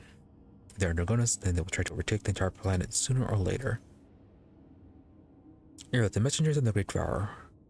My kin can sense the shapeshifters, but you should stay vigilant, Elentok, for a species as psychically weak as the monkey, their rival may spell death. Yeah, if only they weren't so xenophobic, we could maybe ask the Eldarion Janus for help. And then what forces do they have at their disposal? Heretics mostly consist of workers, but some have infiltrated the guard as well. The weapons are probably made from repurposed industrial machinery. Cultists are fearless and will readily sacrifice themselves for the sake of the common goal. But the worst part is their psychic threat. Cannot even begin to gauge it. Some of the engine vandals could be infected by this plague, but most of them are more likely to come to our aid. They are too used to eating our relationship's hand to bite it. Good to know. Right, we have to act. Absolutely right, it is impossible to negotiate with the degenerates. Our only option is to completely annihilate them. We should start from the top. Should we attack decisively and quickly? Or should we show our hand by bringing assault vehicles into the capital and gain advantage of firepower? Do we quietly eliminate the leaders, or do we rain destruction upon the infected territories and cleanse them of traitors? Agenda Gamma, raise the people to battle and publicly proclaim war. Tell the people that the heretics are hiding among them, and the millions of loyal subjects will grind the thousands of traitors down to dust. May Dargonis cleanse itself of the filth. Could work, but it could also establish too much paranoia. Elvar, cleansing should be thorough. Good few wrecks of dead ships still linger in orbit after the day of Xenoscum attacked your world. Command your fleet to pick them up and send them plummeting toward the nest of the spawn, trying to encroach on your domain. Heinrix, since all of them are linked by a common will, we could start by launching our attack there. If the astropathic choir could drown out the voice of the brood, we would be able to launch a sudden strike and act quickly enough before the enemy could restore cohesion and alert the forces to the assault.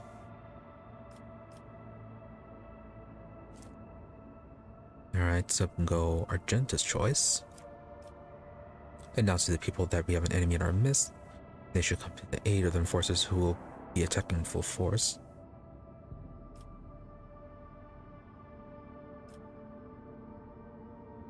Do we want a bunch of untrained people attacking, though? Probably not. Plus, it could cause too much confusion as well.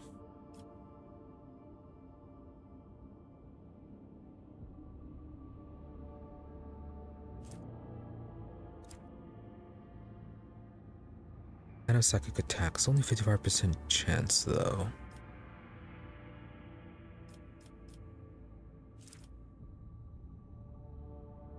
Make this quick and quiet. You should get rid of the leaders first.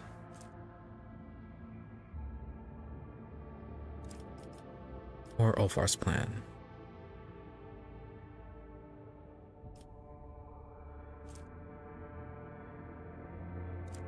Yeah, crush them from orbit.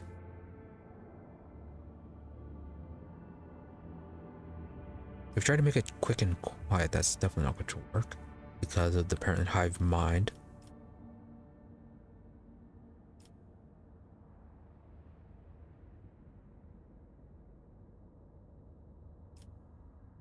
Heinrich's suggestion I feel like would be the best, but it has the lowest chance of success. Yeah, so let's just go with Ulfar's. Really? Failed? Howard has seen the carcasses of the spacecraft burn in the atmosphere and come crashing down the heads of these miserable heretics. The wrecked ships come crashing down in great flames, an impressive demonstration of strength and power of the rogue trader who had turned the very sky against their enemies. Thankfully, there were much fewer cult hideouts in the hives than expected, also relatively small as on a planetary scale. Unfortunately, the cult also had shelters that were impossible to strike. Realizing that they stood no chance, the heretics' leaders gave one final order: retaliate. Tainted phylactery. Only one thing filled the rogue trader servants with unease. Besides the cult's main temple, they found the den of some grotesquely enormous monster. It was empty. They did not find the beast. The emperor had been merciful to Dargonas.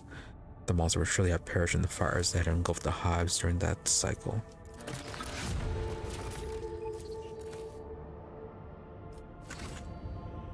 Yeah, reload that. We know there's at least one more cult.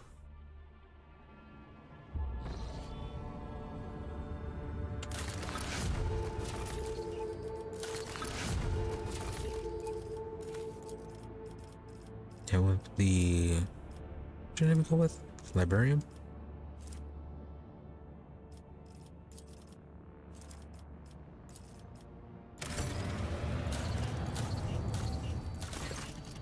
Yeah, there it goes.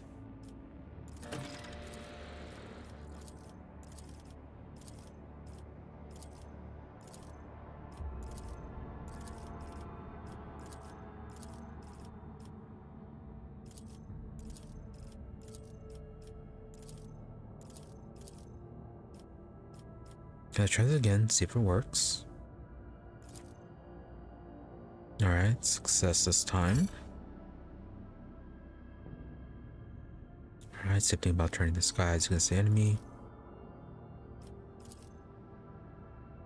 Raging fires incinerate the shrines of the heretics and the enforcers following behind the steering wall. Finish the job in a quick and bloody fashion. Only one thing filled the rogue trader servants with unease. Still empty.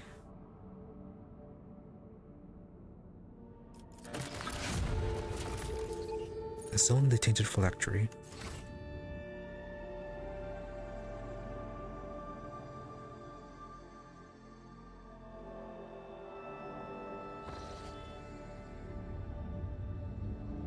Maybe Heinrix's suggestion might be the ideal then.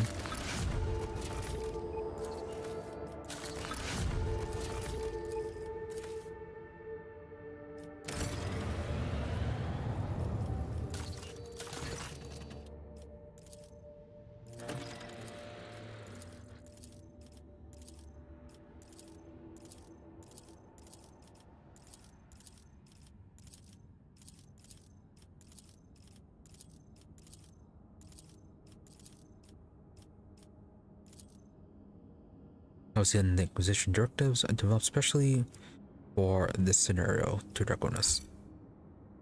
At the appointed time, the forces started their simultaneous raids on all hives in the capital. Among us, stealth and surprise, they did not use heavy weapons of war. At some time, the Astropath Choir launched a truly devastating attack on the grim psychic shadow hanging above the hives of Dragonas. The attack stunned the brood of heretics and temporarily cut off their psychic communication. But the heretics did not go down without a fight. Soon, an enraged outcry of psychic energy from the brood swept through the hives, plunging Dynasty's brave warriors into horror, bloody insanity. That's the Choir managed to drown it out with their menacing chants, but this was a test of wills, and only the most disciplined and steadfast psychers withstood its sheer force. The surprise facilitated the swift extermination of the cult leaders, leading to the rest of the heretics to lose heart. The filthy shrines of the heretics were set ablaze. No, okay. So yeah, the monstrosities still escaped. Still in the tainted phylactery.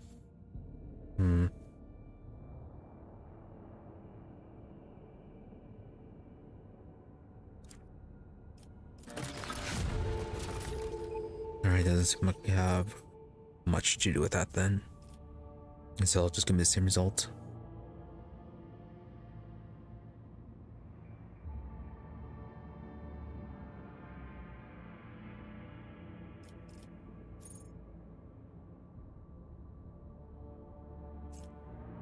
Alright, so I think we're... Oh, wasn't there supposed to... Oh, did we not make it to Kibellah in time?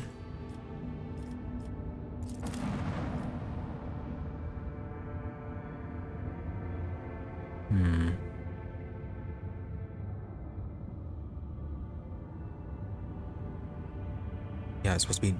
No, it was epidemic, that's what it was.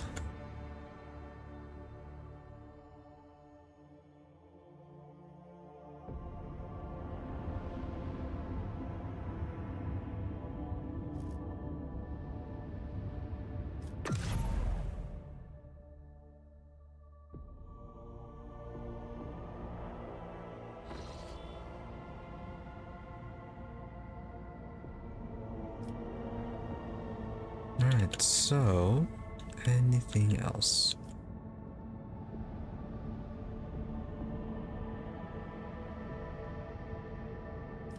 Alright, I think that's fine.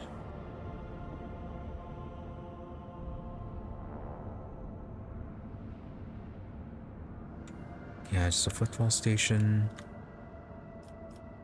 Euphrates.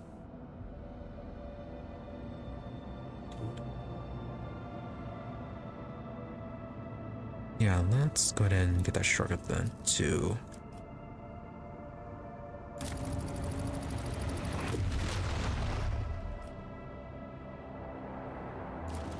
Get a safe route. Nice shortcut then.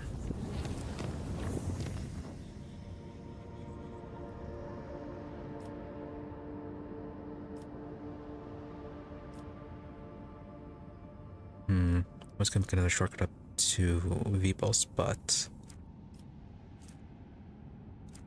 yeah, we need to make this one safer.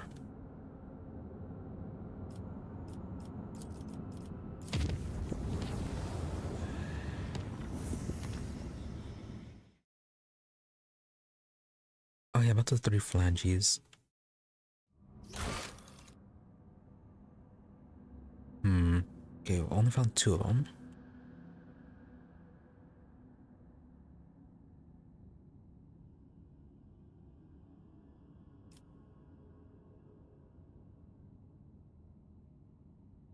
Okay, so where would the last one be?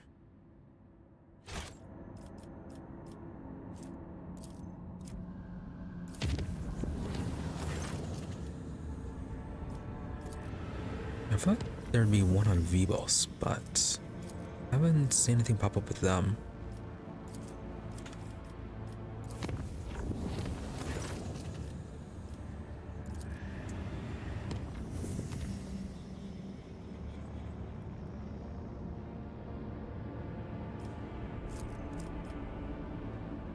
And that's gonna make this one safe. Probably didn't need to go that far.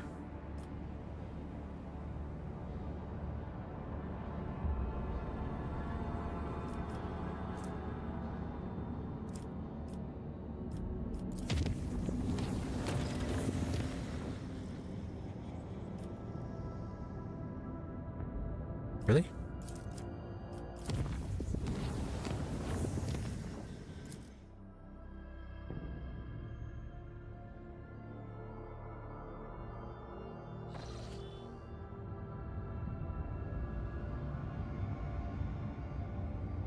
Alright, Vibos, what do you have going on now? Is this going to be what we were looking for?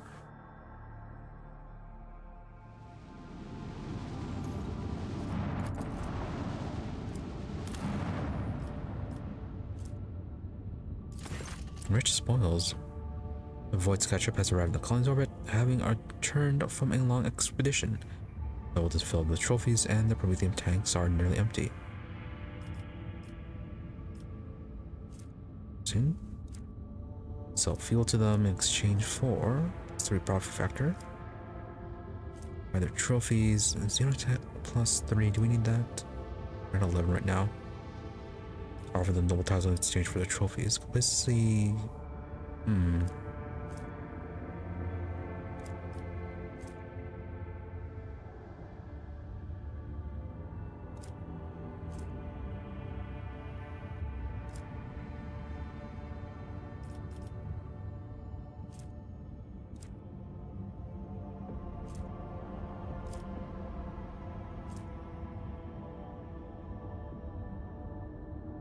We keep our complacency if we do give them the noble titles. The explorers of the unknown appreciated the prospering colony and agreed. No longer will the newly titled nobles have to risk their lives breathing recycled air. Plus 3 times 3. Apparently it is the same thing.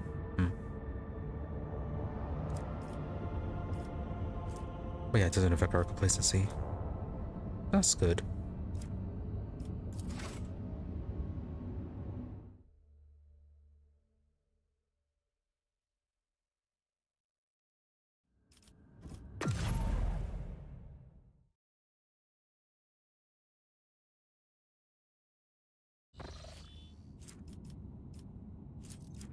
Alright, once again.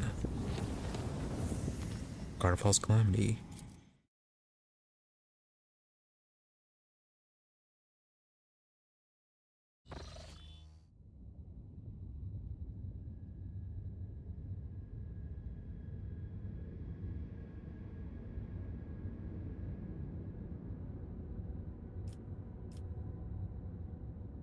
Helmsman Rabor. Lord Captain, we've arrived in Dawn 4. Our transition from the warp was a little rough. We lost about 500 souls on the middle and surface decks. Gunner only knows how many wounded, but that's only half of it. Your boxes on the augers are sending me reports that aren't doing my mood any favors. Real space here's got more holes than a sieve. Oh, since they're playing up, it's got to be sorcery, Lord Captain. If I was you, Lord Captain, I'd do what I came here to do, right sharpish and clear out. But we still can. I've seen the likes of this before in the same region. In this same region. Maybe our sorcerers will be able to explain it better. But here's what I know. This never ends well.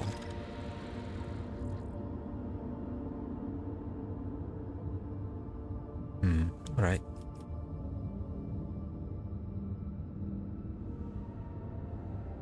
I'm gonna assume that our target is this world. And apparently distorted star. The surface of the star shimmers with a myriad of hues. The dance of colors fascinates any who dare glance at it. Playful colored patterns appear on the vessel's augers in a wide variety of spectra from infrared to ultraviolet. Every voidsman knows that such emissions are dangerous to organic matter.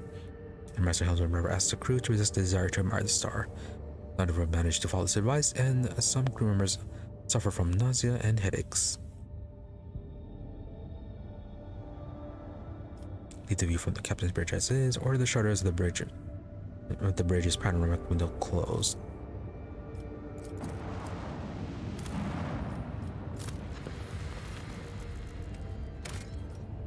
Okay, Prometheum.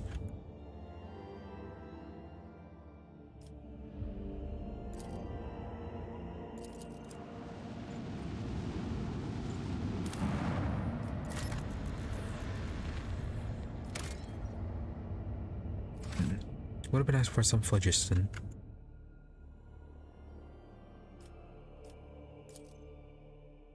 Alright, let's just start our new fighting abilities with this.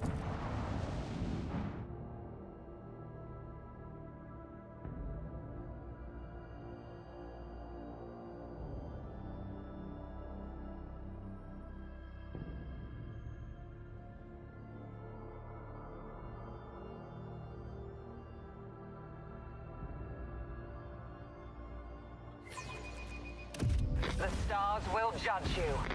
Oh hey, Drukari.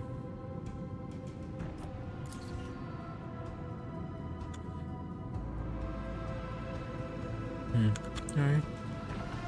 Feels like we have a slightly larger range of movement.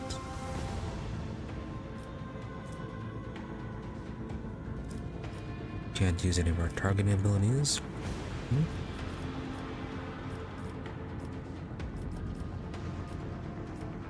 And then 3 enemies. 2 on the left, 1 on the right, and you are a bit larger. Okay.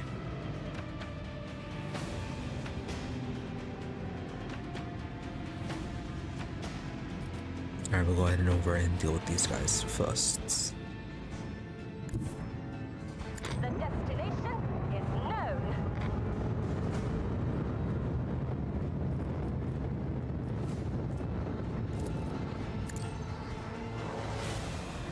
You can turn around. Launch the devastating payload.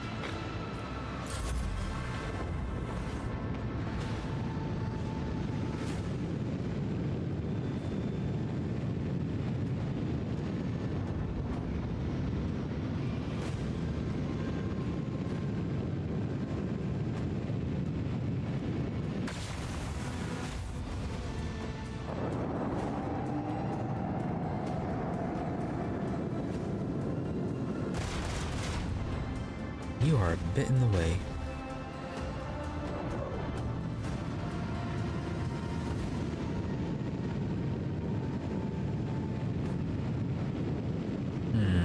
Pretty good turn radius.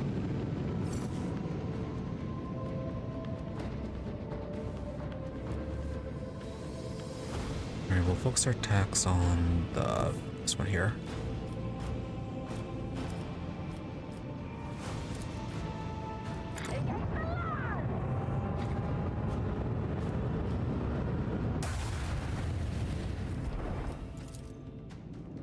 Commence the symphony of macro cannons.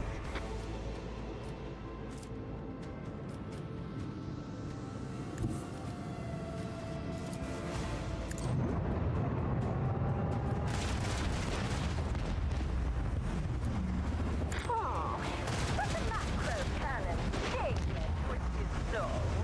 Very good macro cannons.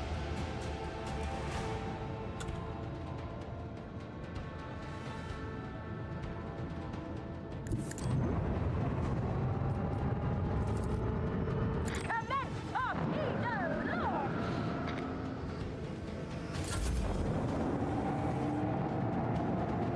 Well, that frigate is dead.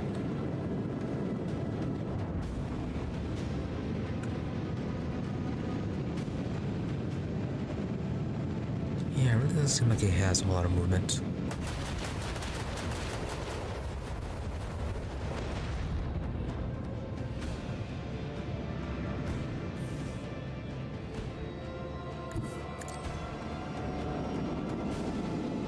Might be able to hit them next turn.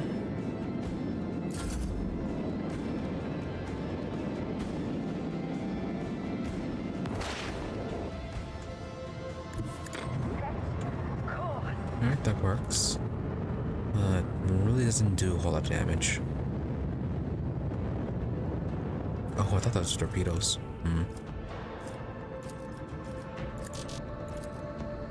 Launch the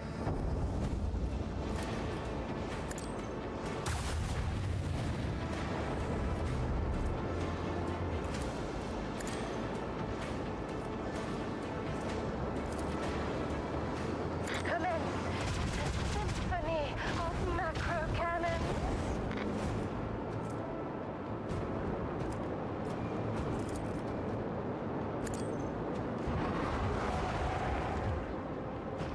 No, that's a good amount of damage there.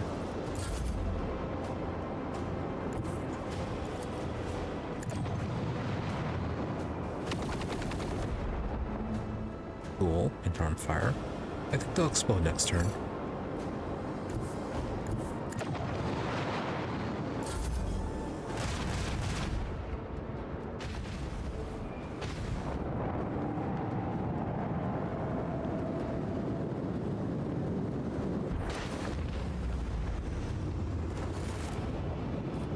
Alright, that works. And a level up. I don't think we took any damage from that.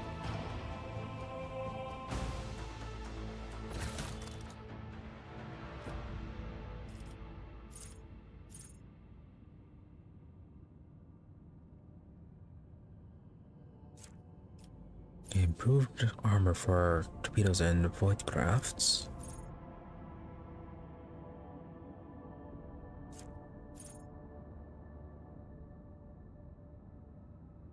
Better evasion for those.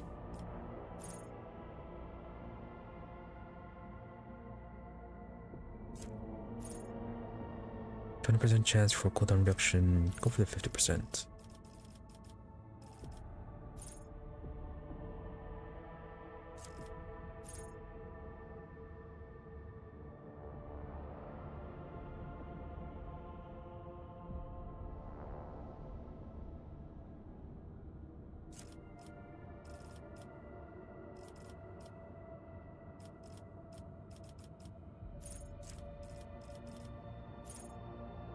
Let's go with premonition.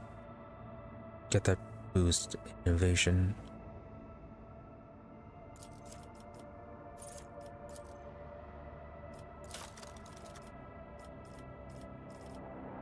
Nearly all of our master abilities. Wow, 9 turns.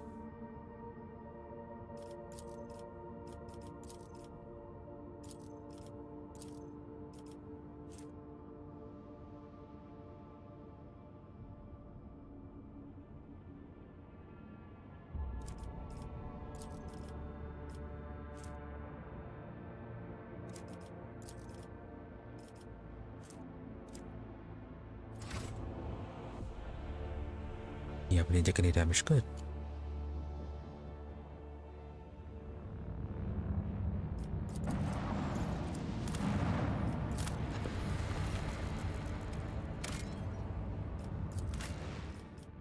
Alright, so we take Heinrix.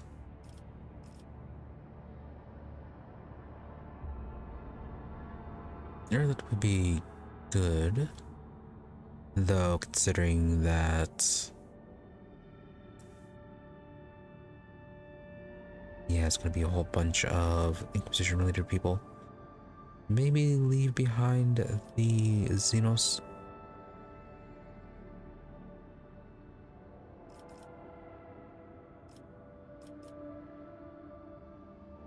Then again, it could be interesting.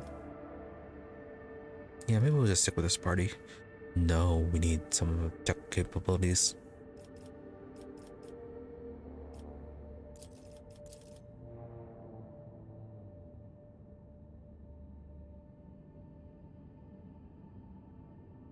Yeah, I'm gonna go with this one. I think I want to bring Alfar though.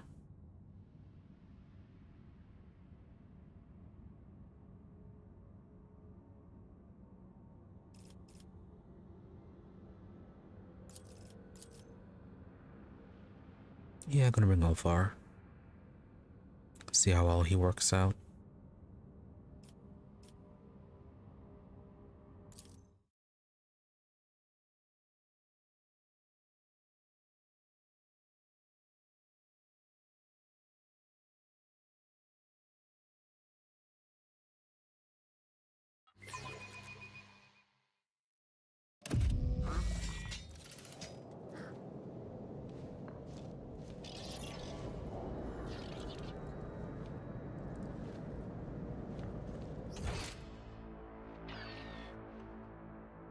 Alright, not that large a place, and looks like we got everything covered. You are more akin to a wild beast than a member of your species. Be silent. If you continue your vile and insolent speech, you may truly set eyes on a beast.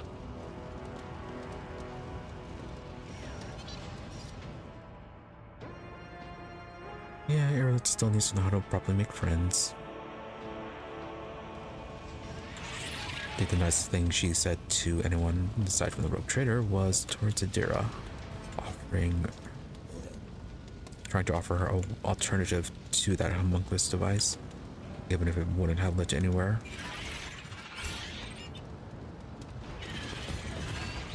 But hey, at least she offered.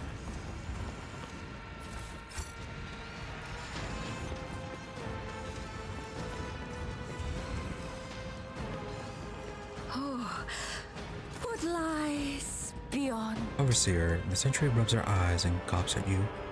One half of her face is covered with a bulky, rusty augment of unknown purpose.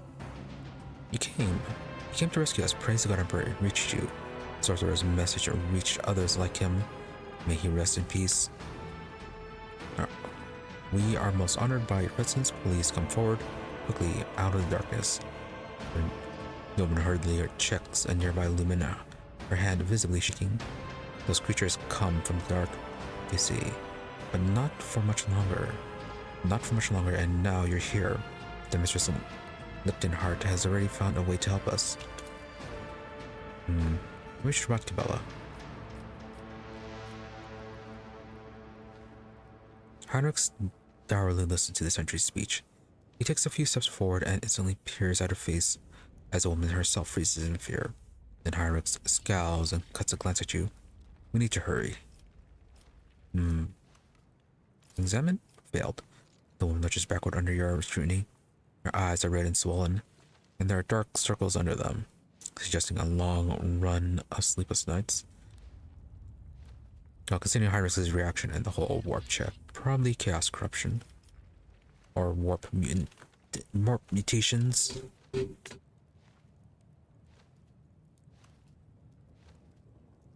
Let's circle look as soon as we have already found who we're looking for. What's happening on the planet? Survey the barricades. I refuse to find my own way. You there, escort me. Well, what's happening on the planet? It's terrible, my lady. I don't even know how to describe it. It's been what? How long has it been? A few months, probably. A few months of being plagued by these sorceress beasts. As soon as night fell, they came, leaping right at the shadows, black as soot. There's no stopping them. The only thing that's worked so far is keeping the fires burning and maintaining a constant watch. And even with that, the creatures drag us off in ones and twos the second we drop our guard. Heinrix furrows his brow. Sorceress creatures from the shadows. Could they be demons? That would explain the presence of warp anomalies in the system and local breach.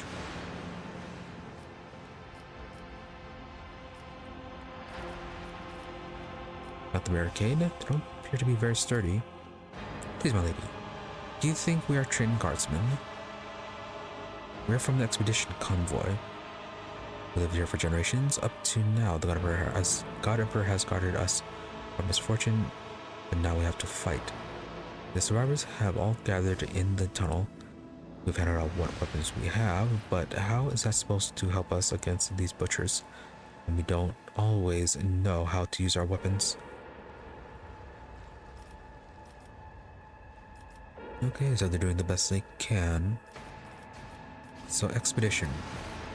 Yes, about 30 years back, we were brought here with a load of clever people from some high adeptus something or other, and we've lived here ever since. I raised 4 kids here. 2 died at the excavations, 1 was taken by the monsters, but my youngest is still alive. Heinrix, excavations.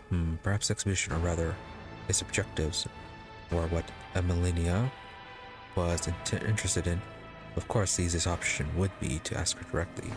The interrogator shoots you a pointed, impatient look. Alright, let's go see her. Mistress Liptonheart is inside the pit. You go on, don't be afraid. She'll be there to properly greet you. We'll stand guard. Thanks be to the Emperor for delivering you to us.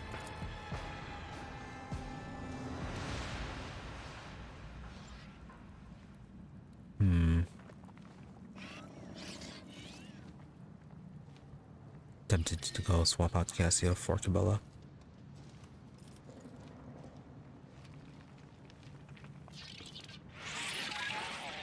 Problem is, we don't have a good AoE then. Can swap out Urolette or Alvar.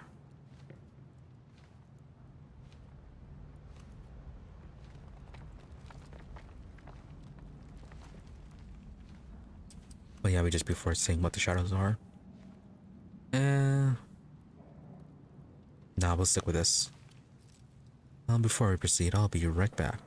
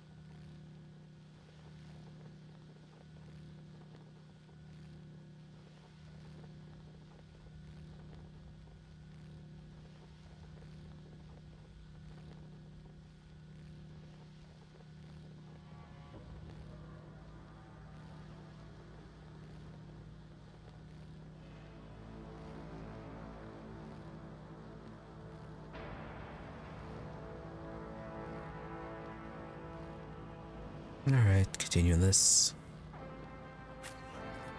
In this tapestry of a world, I am the rogue thread.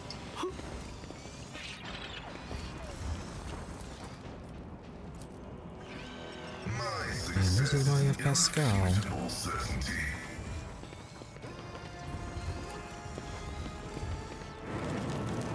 Who? A chill. Where's it come from?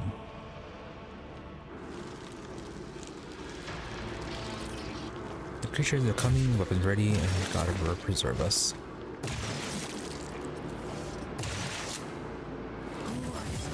A curious specimen. Mandrake, Xenos. Oh, the Drakari creatures.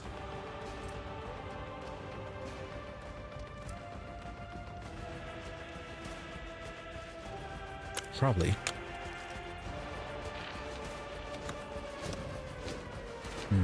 Okay, they're all in the middle.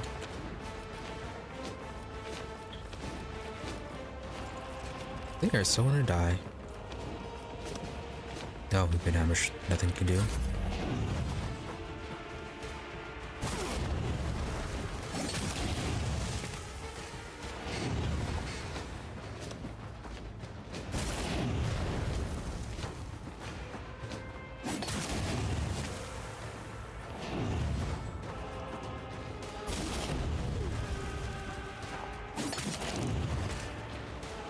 I guess the guy's gonna be an orphan.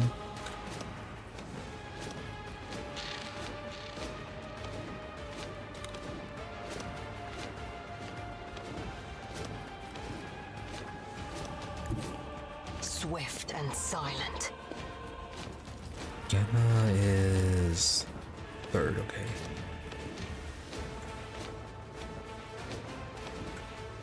Yeah, it's fine for it to be there then.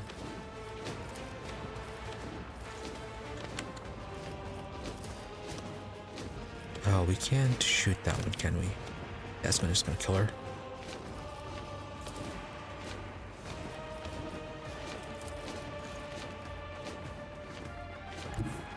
I approach the designated position. Alright, have to waste that.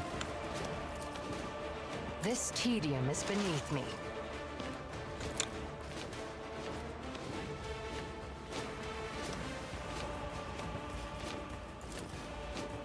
If it serves your cause. If I understand your intent. I am not your Xenos pet, monkey. If it serves your cause.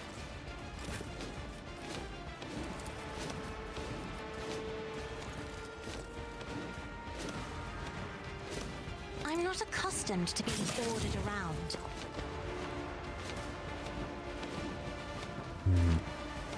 Right, there's another Jigger right there.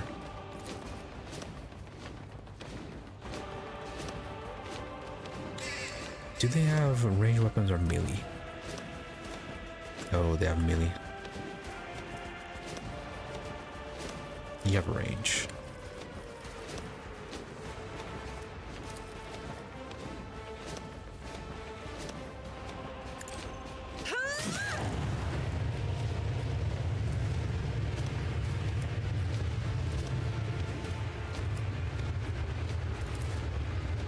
Me?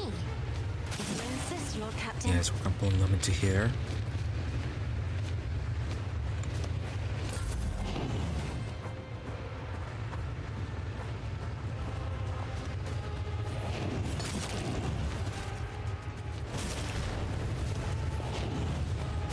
No! These ruby flashes are choking me! That is not the best place to run.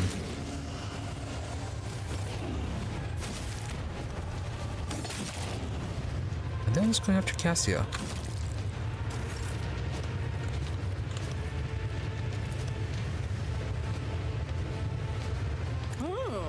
Let's see.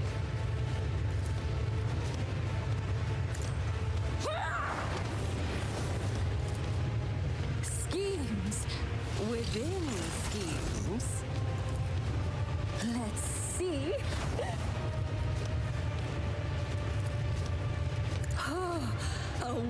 wicked thought.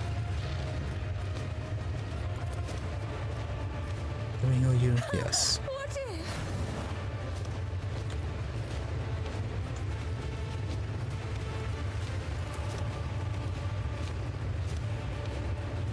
Oh, a wicked thought.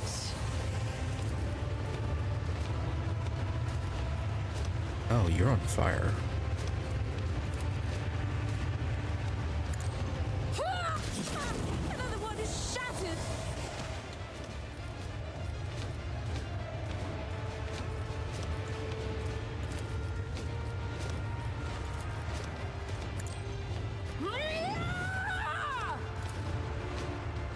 A genius at work. I'm gonna return. Try and.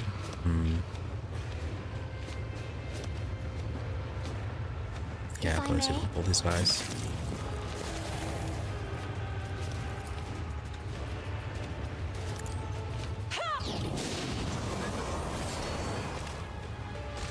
Nope, hit nebulous.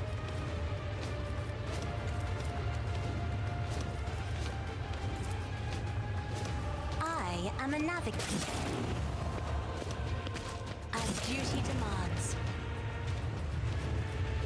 Very good.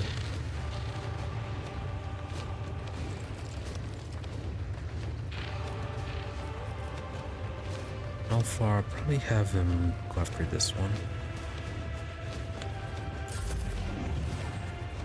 Yeah, that's all the diggers dead.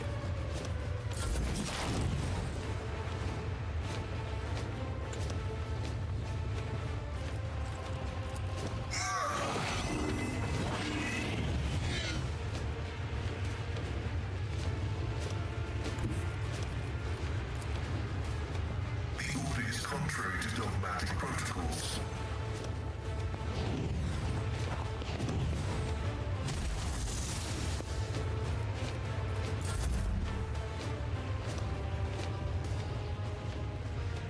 Oh, you may not be able to get safely through this.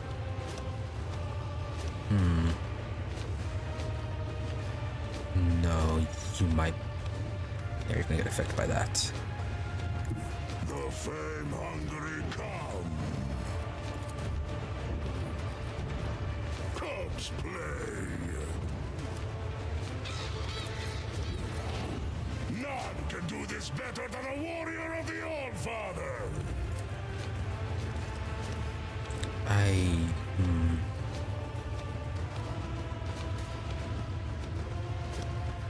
Don't think they count as allies to dodge. That's a problem. So shall it. Yeah, just have to miss that.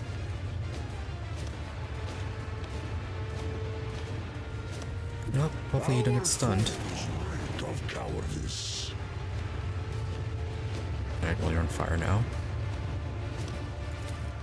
My hand is thunder.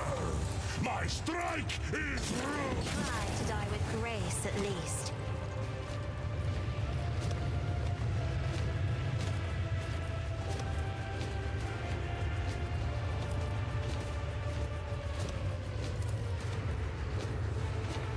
So it shall be.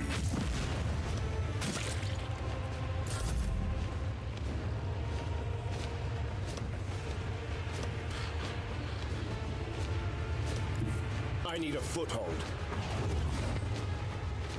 You're charged. For the throne's glory. Let's see to it. But of course, Lord Captain. This tedium is beneath me.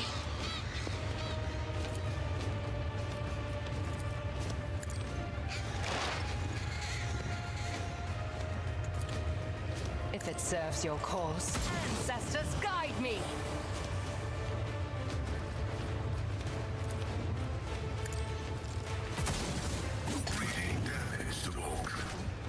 How does that work?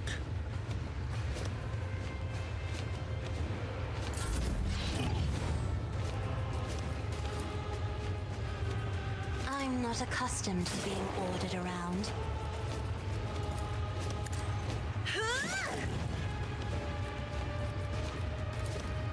If Well, only give me- that were possible. Yeah, but give me a turn, or should I do? Be careful not to cross my gaze. I'm afraid not.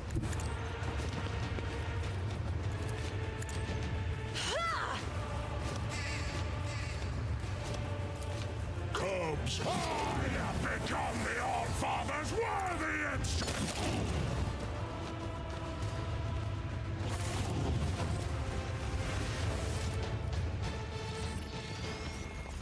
To the ordinary, I am an enigma. A wicked thought.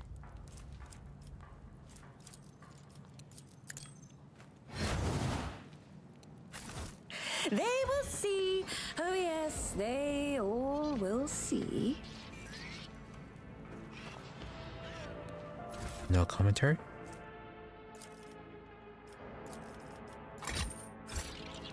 Well, at least we can replenish all the supplies that we used so far. Well, some of them.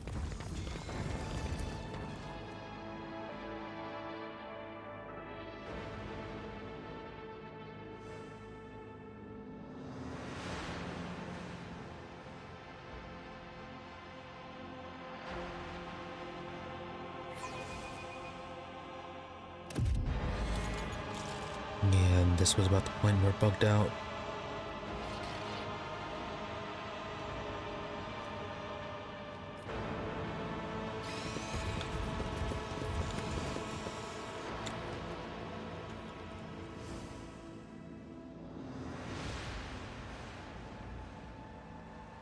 Looks almost like a steam tank.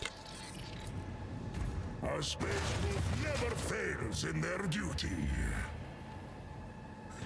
There will be no peace Damn in it. my... It's a Vox liturgy twisted by warp sorcery. Try not to listen too closely. I cannot make out a single word, but the taint that hangs with these sounds in the air is almost palpable. Well, this explains why it was sealed off.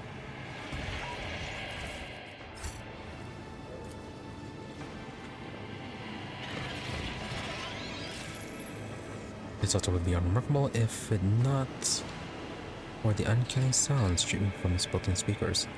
What once was a Vox recording of a liturgical service is now a malevolent parody of the noble faith.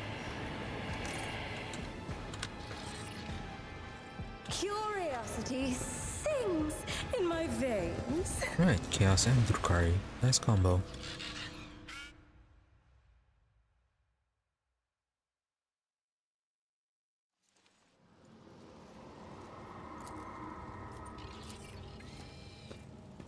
The machine god grants me insight. Instigator's Mantle. Taunting Scream. Targets did not need to fail the willpower resistance test to be affected by this ability. Cool. Then Swift Shroud Cloak. When the wearer is targeted by an attack of opportunity, they gain +1 stack of Swift Shroud at 20% dodge. Also, the wearer gains +5 movement every time they are targeted by an attack of opportunity. At the end of the turn, the wearer expends all their Swift Shroud stacks. Grant all allies 0% dodge until the wearer's next turn. Oh.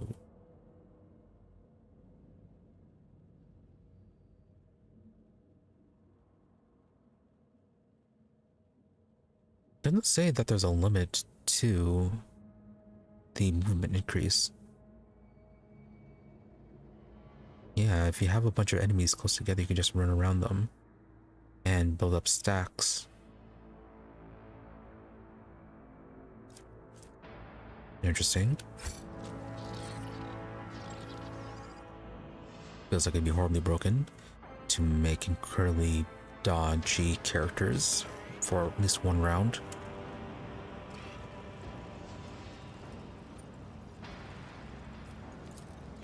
This failure shall not define me.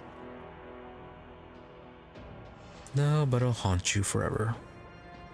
Just like that other failure that people keep on bringing up whenever they talk about your past.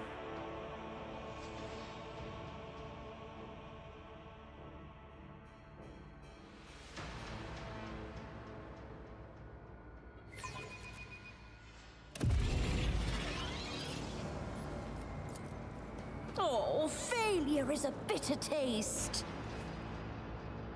It's only a 25% chance, right?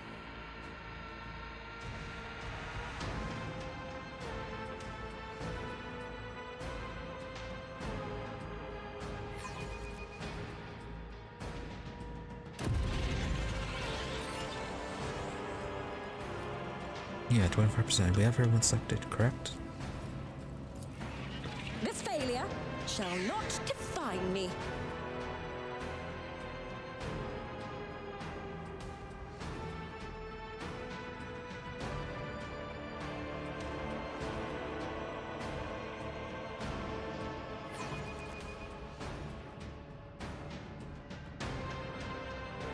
All this for just for a small bit of war. A mere setback.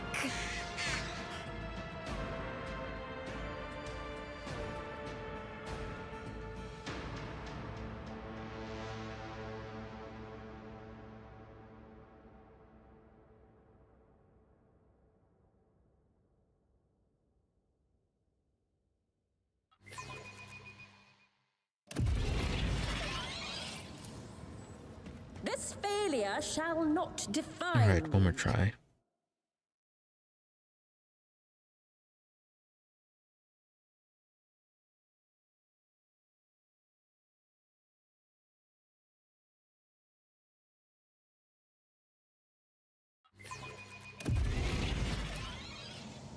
Failure is a bitter taste. Alright, we can reload that, come back to this later.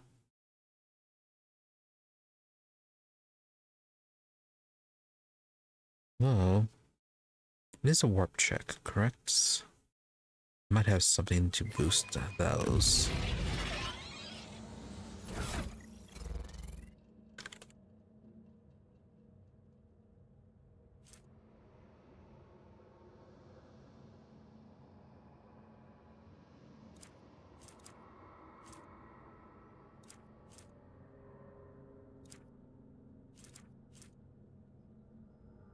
Ascent to lower warp. 105, 55.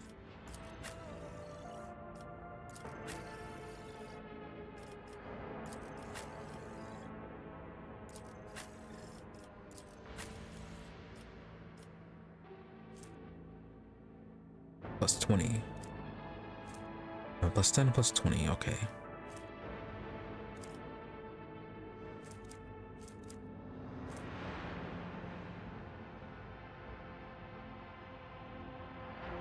So we're replacing the hidden audio stimulant and the the gamma bomb has item description. Alright, I thought that was bugged there. I am powerless to act. Armament. Oh, has to be a reticle follower.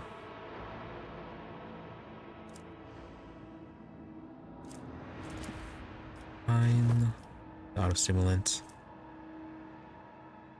Oh, we have this one. Plus 10, okay.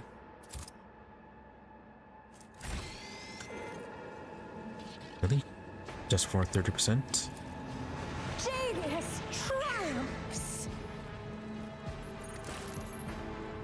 Strange debris is scattered across the table surface. The attention is drawn to the whimsical patterns on the broken pottery of the tablets. But when you try to look closer, the world starts to swim before your eyes.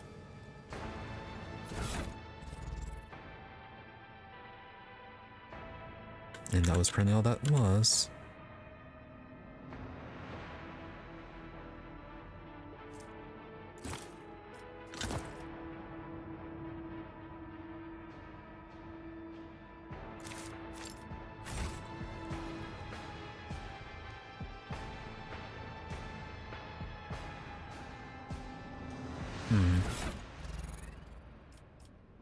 You know, the thing is, that was probably unnecessary.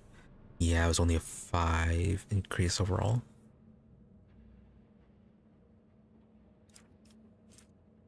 Would have been better if we had just replaced the hidden auto stimulant instead. Oh well. Because I've got the gamma bombs, the inventory item. That one already gave us a plus 15 boost.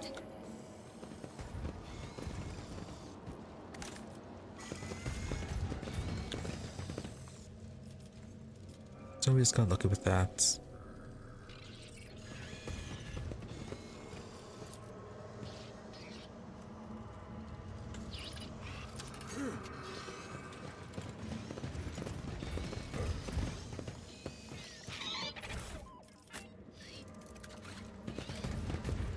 Hunt, brothers!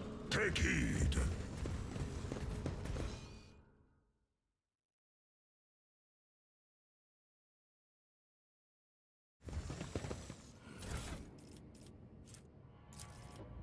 Handwritten notebook. That notebook is missing parts of its cover and half its pages. The darkened sheets are covered with cramped lines of text that slope downward, written in an erratic hand. I still can't believe it's gone. Every time I'm at my post, I start peering into the darkness and I think I see his shape in the gloom. Can the creatures have gotten to my head, beckoning me toward them, so they can drag me off like they did a gander? Lady Amelina says that these creatures, Heinrix, Druhi, can't get inside people's heads. I'll listen to Lady Amelina, of course, but I'm not so sure she's right about this. How else can I explain what happens every time I close my eyes? That is trauma. I see runes burning in the dark, the same runes that creature was covered in. Is it a hallucination? Or something getting inside my head? Heresy outside, heresy inside. I hear laughter in the ceremonies. We listen in the chapel. But how is that possible? You're not supposed to laugh when you're at prayer, are you? No, laughing is bad. Praying more, that's good. Praying harder, praying for the peace of Gandir's soul, and for ours too. And I said to assume that was before they blocked off the chapel.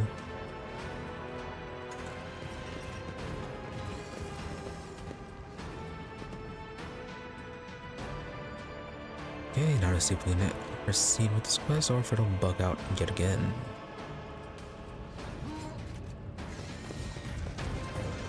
Oh, what lies beyond? So on the skin must bleed again, hold them tighter.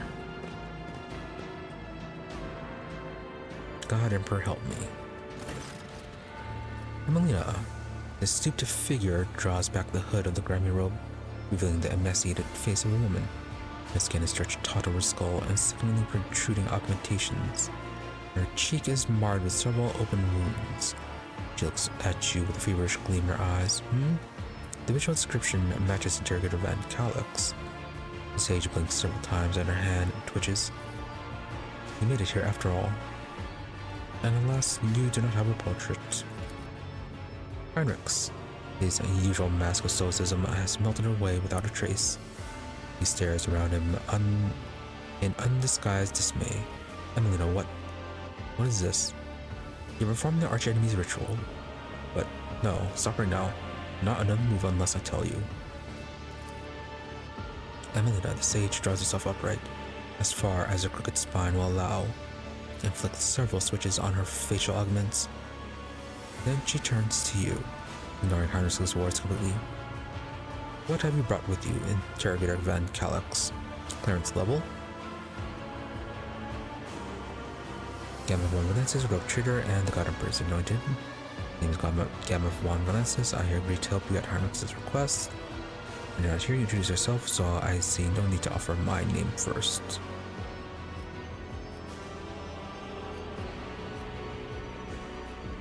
No, yeah, just Gamma Von Valensis. Agreed to help you at Heinrich's request. Amelina tips her head. Von Valancius, a rogue trader dynasty, territory to back to west of Furibundus. The head of the dynasty, Theodora von Valancius, has been flagged for her critical sentiments. Threat level. Heinrix gestures at the room. I brought the help you requested in your message, Amelina. A voice ship under the aegis of the rogue trader. I drag thousands of people and megatons of plasteel and ceramite through the bowels of the warp. And for what? Discover that you have sold yourself to the archenemy? Amelina shakes her head. You are drawing conclusions based on incomplete knowledge of the situation. Interrogator Van Calix. Your judgment is impaired.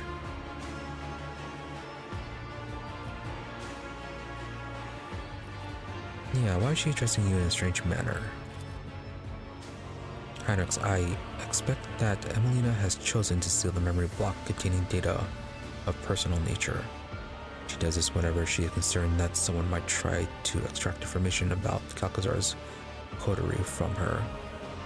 Heinrix thinks for a moment, and then in a clear voice says, Sigma Prosperity. He pauses before repeating a strange phrase. Emelina, the reminiscence block you are attempting to access was repurposed. It now contains knowledge of the rituals performed by the shamans of this place. My standard working memory alone was insufficient to record all the nuances I uncovered in my research here. Oh, she is gone. Heinrix looks as though he has been punched in the gut. Emelina, you deleted the data about all the members of Calcazar's unit. You wiped us all. Emelina, of course not. I retained the portion of the reminiscence block's data relating to the operational significance of the Lord Inquisitor's unit. That is how I was able to recognize you, Interrogator Van Calax. Well, not the reunion where you were hoping for, now was it?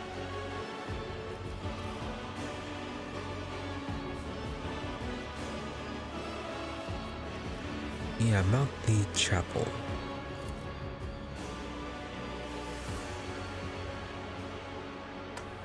Emelina bows her head. Side experiment, a way for exhausted and frightened people to find comfort in a higher power. Power? The services stopped. Several succumbed to the pernicious influence of the atmosphere and went insane. But the people blamed it on the voices from the Vox. Yeah, the thing is, it is obviously heretical though.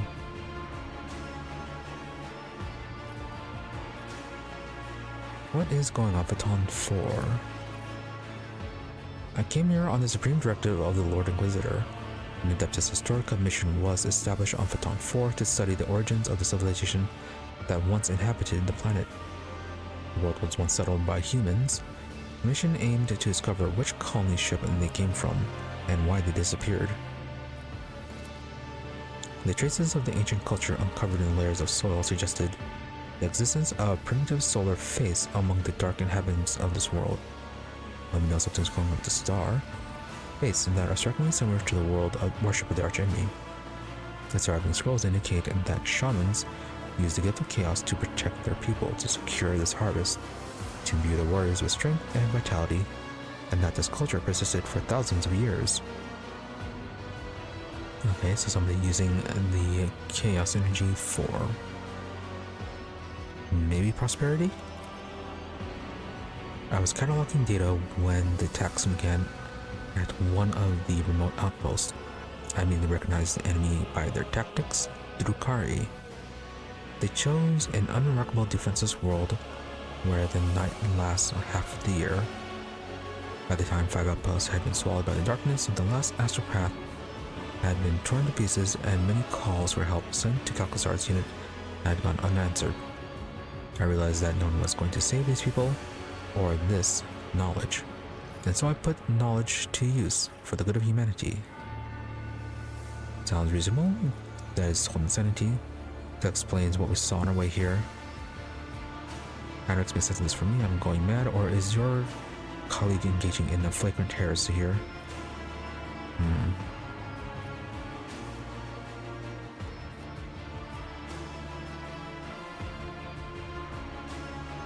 Yeah, that explains what we saw on our way here. Emelina glances at you, but she cannot bring herself, or does not consider it necessary, to ask you to elaborate. Heinrix, I'm sorry I asked, but what are you trying to achieve here, Emelina? The ritual we interrupted, what is it supposed to do? Okay, since we made him merciful, he's asking questions rather than just blasting, I guess. Emelina lifts her gaze upward.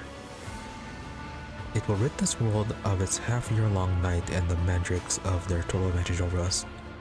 It will force a new heavenly body, this one of human making, to rise above the horizon and illuminate the dark side of the planet.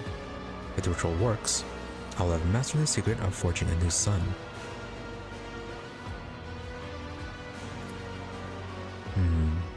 If it's anything like the sun that we saw, it's not a very good sun. Heinrix, this is madness. Madness, pride, and monstrous staggering heresy. His voice is barely audible as if his throat has closed up in shock. You mean to say that you discovered a ritual for creating a sun here? What happened to the people of this world? That is a very good question. I knew of places in the Kunrad's expanse that could do with a new sun, but not a heretical one.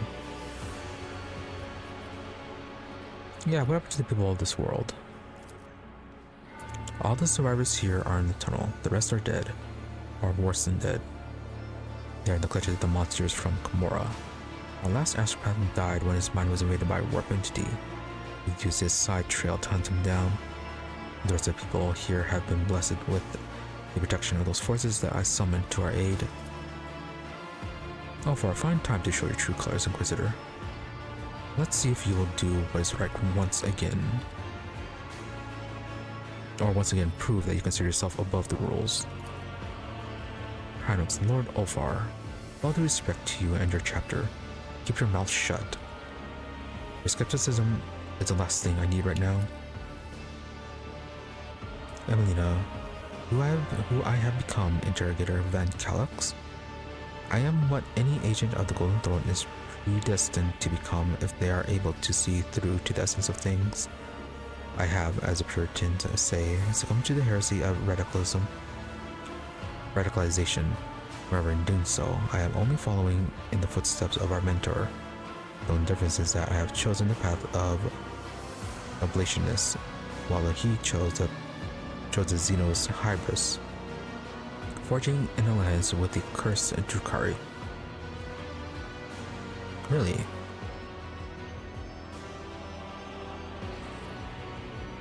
Kalkazar is working with the Drukhari?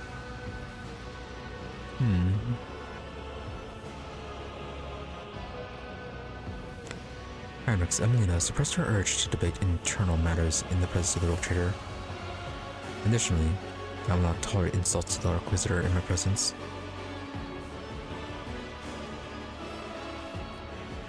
No, you've already started, so you may as well continue the conversation. Why, it's just philosophical rhetoric referring to old men with a weakness for Emelina, actions are being driven by this philosophy, Interrogator Van Calax. Mine, yours, the Lord Inquisitors. Why are you avoiding talking about the fact that Xavier Calcazar is a dangerous radical? No less dangerous than I am. Except I am not driven by utopian ideals, but by a desire to protect humanity, using a broader range of tools. Heinrix, what you call a broader range of tools is heresy, Emelina. Unremarkable, commonplace heresy. Heresy that has taken on a twisted form in a mind subjected to prolonged contact with corruption. Your arch-enemy has been gnawing at you from within, creating a star with a chaos ritual. You have crossed the line. No, you have obliterated the line. Emelina, the line. Lines are for the weak and ignorant. Anyone capable of weighing the risk and making a calculated decision would have done the same as me. Protect the Imperium's domain. To deliver a preemptive strike. Even Von Valancius. Emelina whips around to you. You are a simple mortal endowed with huge power and privilege, ruling over the worlds and holding millions of lives in the palms of your hands. Tell me, would you have done the same in my position? Yes, we are cowardice, the worst enemies of the Imperium's defenders. I would not have made the same mistake. Would she now?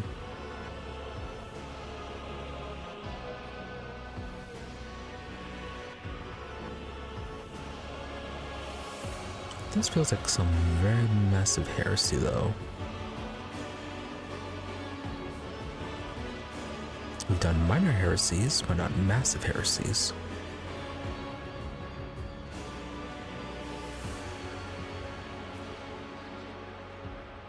Oh, what we do about the crystal on Thasera? Yeah, that one was supposed to enhance war powers, but at the cost, though, being more chaos oriented. I think we destroyed them.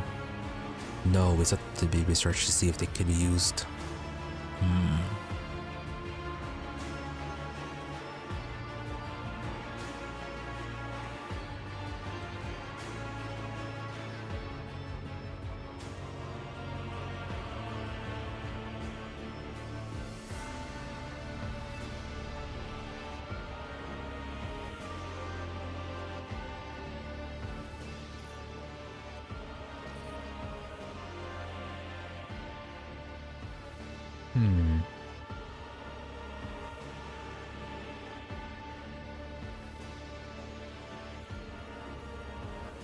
Then again, I suppose research is different than what she's doing, where she's putting it into actual practice, and there are definite warp effects occurring. Yeah, but I've made the same mistake. Liquid vision and narrow mind are warranted to trade in the hands of such a person is a dangerous prospect indeed. Evelina shakes her head spitefully, her eyes filling with blood. Only one to answer my call, and you turn out to be a brainwashed pawn. Do not factor in the possibility of a psychological dependence. Kaklazar can be persuasive, especially to those who depend on him. A favorite sorcerer, because Balkan renegade. Oh yes, Integrator Van Kalox, Xavier Kaklazar, a stalwart little soldier. He will die, just like Tanakia. Emelina Iona Lichtenhart. Heinrix begins stiffly formal before breaking off. Tanakia, what do you know about Tanakia? Emelina shakes her head. You don't even know what fate befell her, do you? I suppose it won't hurt for you to know something of it. A strange sound causes the sage to fall silent. She turns towards the tunnel.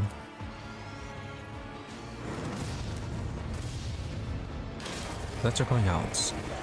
Coming out of the mine. Ooh.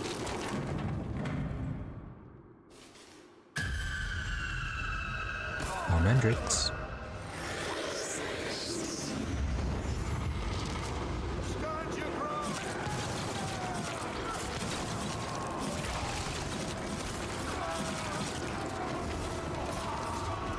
At least the hair of the ritual must be completed.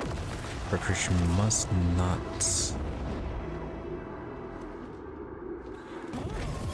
We need to block all possible approaches. We need light to dispel shadows in the corners.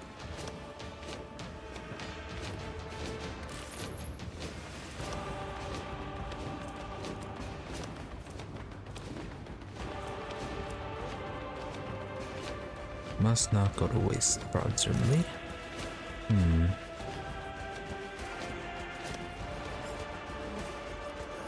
Okay, so we have to get to that lamp there. Is that the only one? Nope, one over there and then one over here.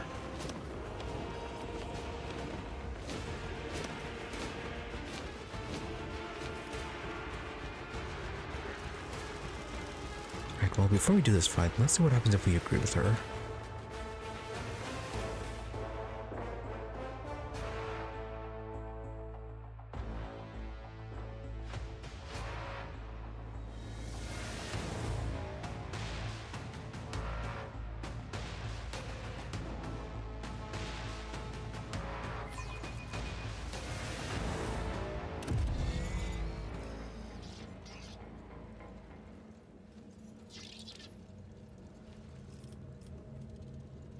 Did we get the item over here?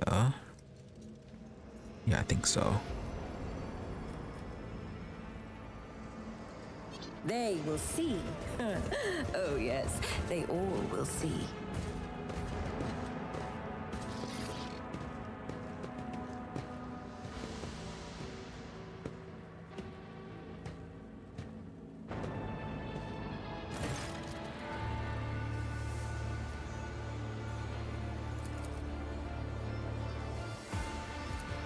And go with that.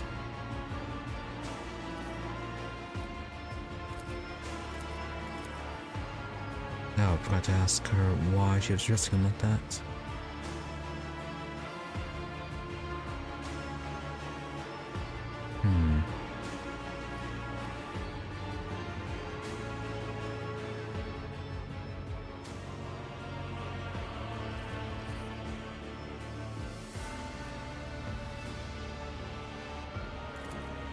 let's go back to number 3.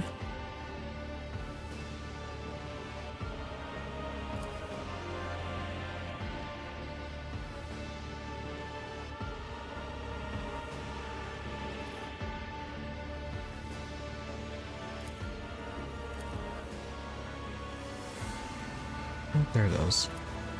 Just Heinrix for me.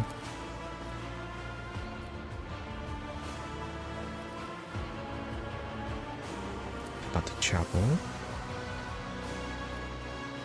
About the Kibellah's world.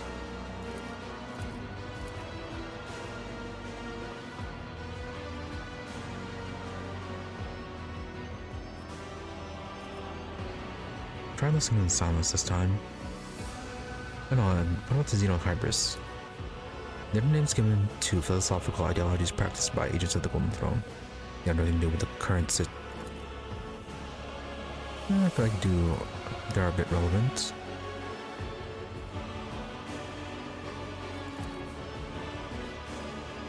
What we call a broader range of tools is heresy. Unremarkable commonplace heresy.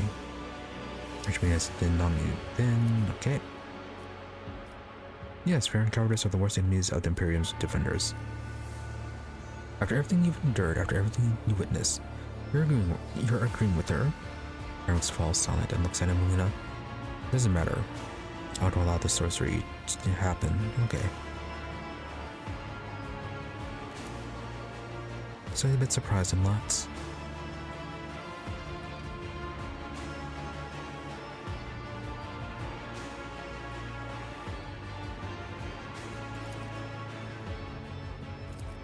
Okay, then it just goes back up to the fight. So.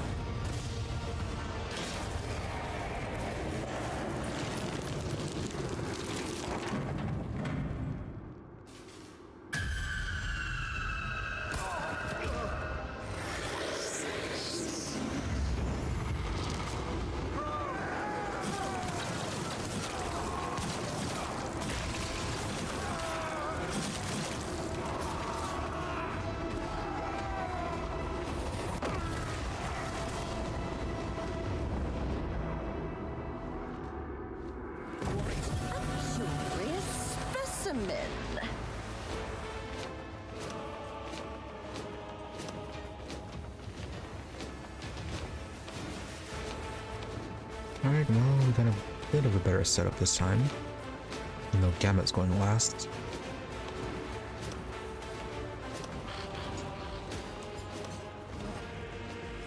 Okay, so I'm thinking that we have to get the lights on, or the enemies are just going to be continuously respawning.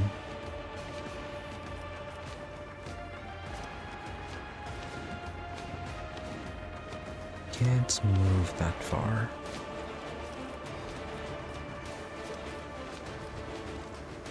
And what was it, 3 lamps? Yeah, 3 lamps.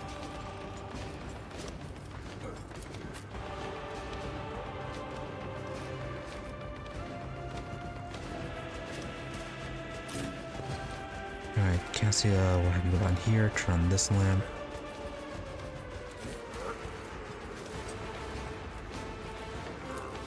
Alright, we'll have you here.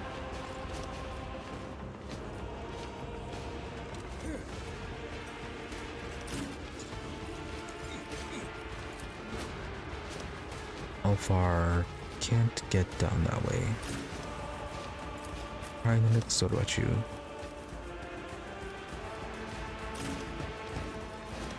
I'll have you there. And Pascal. Yeah, we have you right there.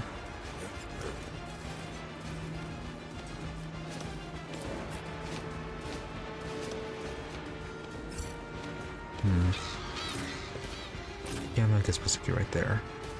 Won't do a whole lot of buffing.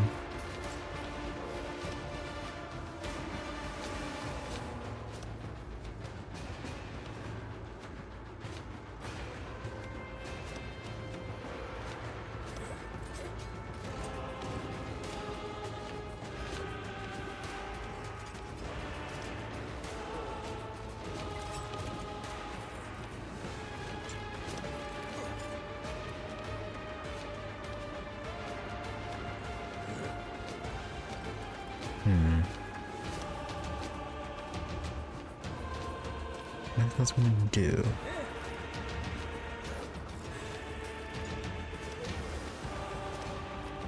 No, should be able to fight. Okay, airlets.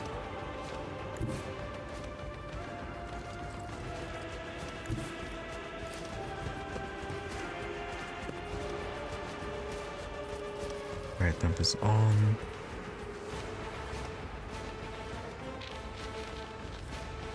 Just those two? Yeah, that's just those two.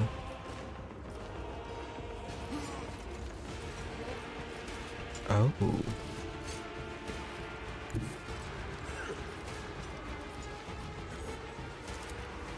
Maybe she can get more Just than one. designate a target.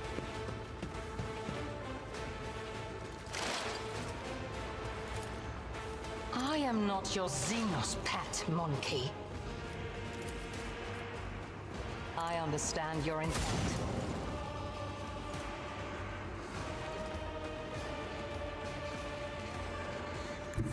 I move swiftly to strike. Okay, that works. Now we just have that one lamp.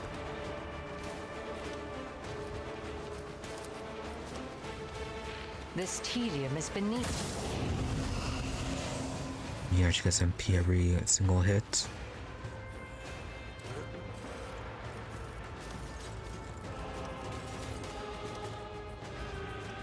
And let's work in getting her to a more advantageous position.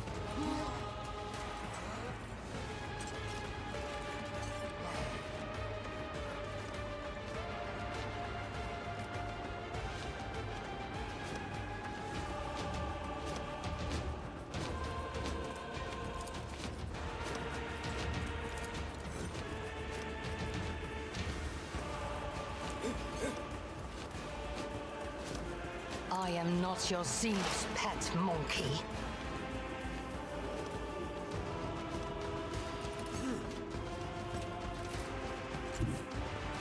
Emperor, give me strength.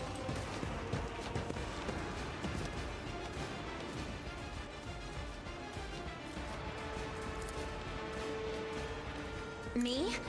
If you insist, Lord Captain. Nice, we're all in one spot.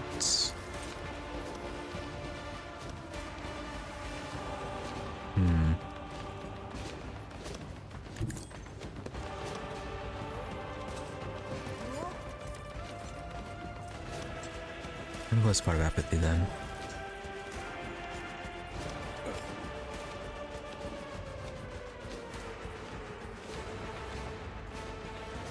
If I may.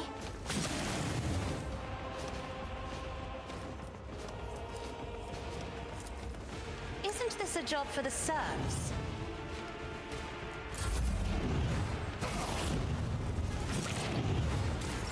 Oh, this has something with a range attack apparently. The Emperor is on our side. I won't object to it.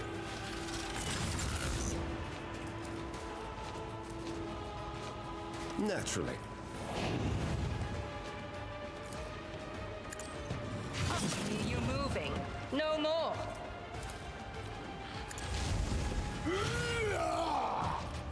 Good work on that.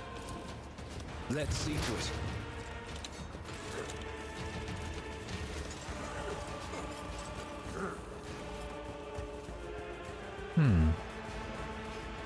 Not an icon for them up here on the side.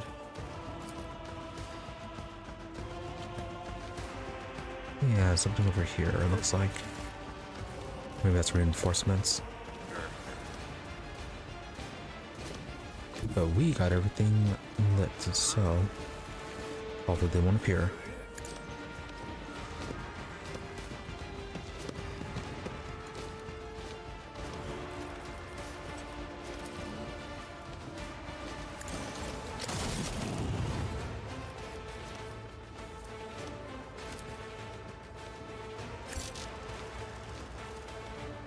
Abide in the host of blessed creations of the Messiah.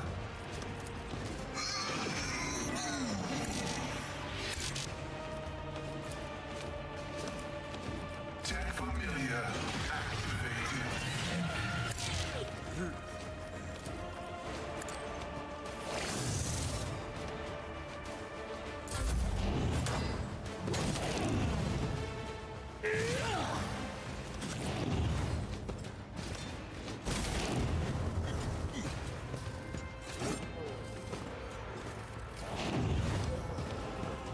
Didn't get to immobilize them. Well, when Gamma gets her turn, she can have Cassio go again. Strengthens me. For the glory of the Imperium. Stay vigilant. Die! Break their morale. To the heretics. Onward!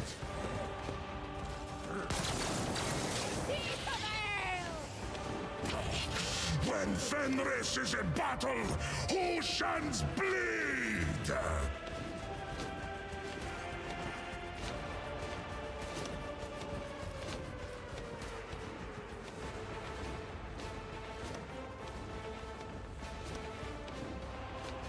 Alright, shit. He just had range still. None can do this better than a warrior of the All-Father! Wolves reign! See? My strike is ruin!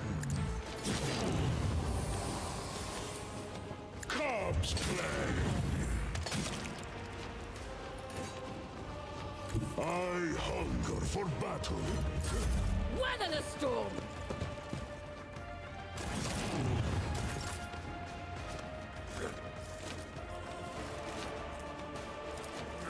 Schemes within schemes. And we return.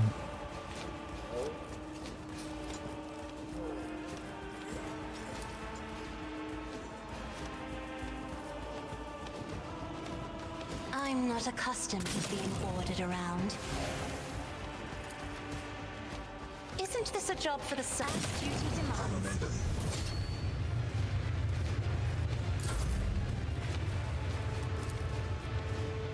Oh, a predictable downfall.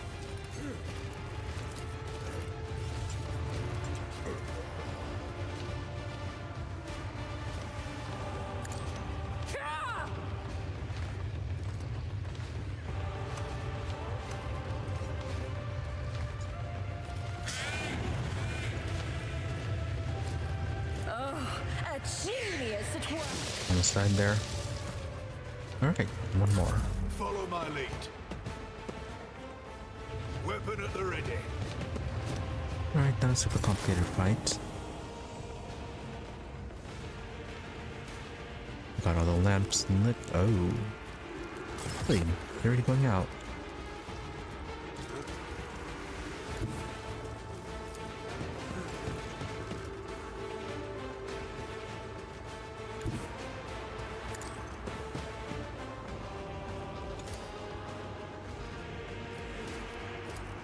If it serves your cause. Well, as long as you don't miss.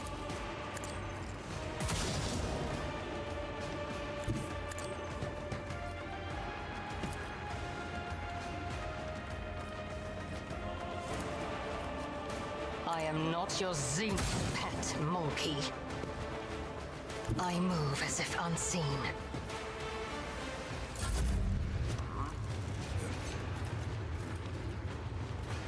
Yeah, just that one. Skull can do it.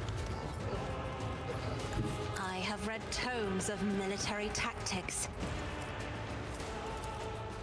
I am a navigator, not a servitor.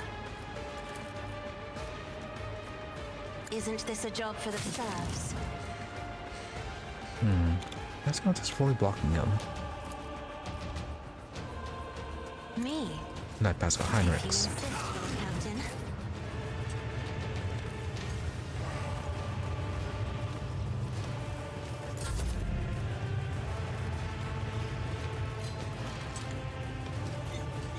Oh, it's a ladder there. No wonder.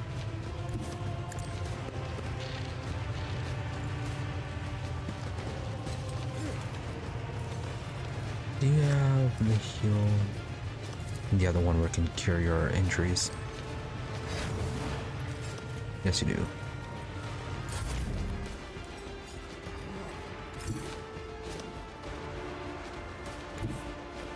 Explore to sow one route. Forward. Okay, all the lamps are lit, so Follow my lead. My faith strengthens me.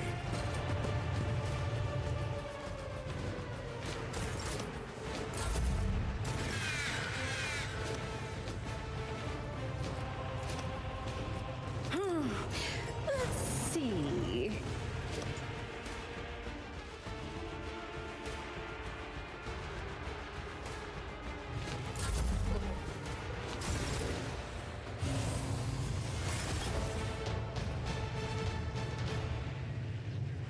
alright, so much for the reinforcements, I guess.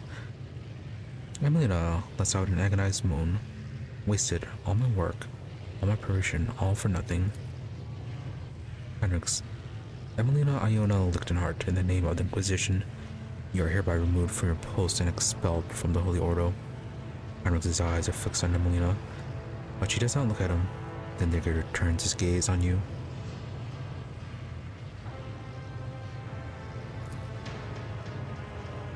The fate of his fallen members is a matter of Oro.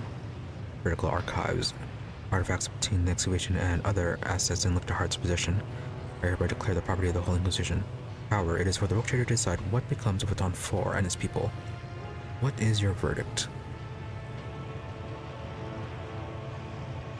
It can be iconoclastic to take the survivors off the planet. Heinrix, what do you think?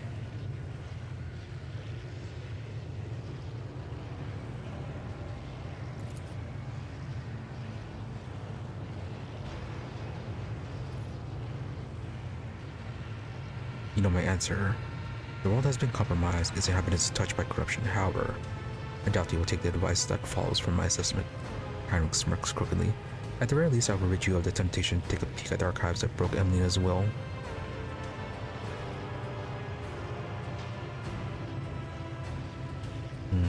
Sensible.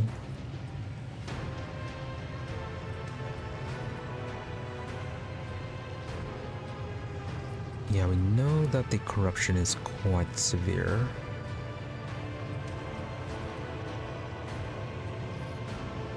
And the people have definitely started mutating. But some of them even being driven insane, so it's not like her research is all that safe.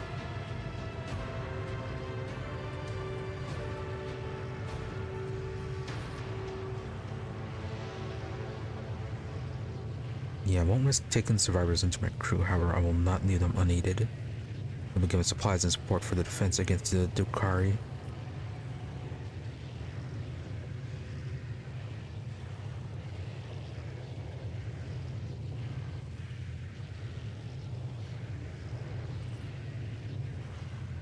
Although that might just encourage them to do even more heresy.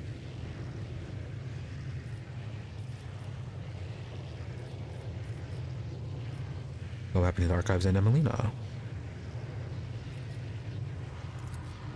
Archives will be destroyed to prevent this situation from ever recurring.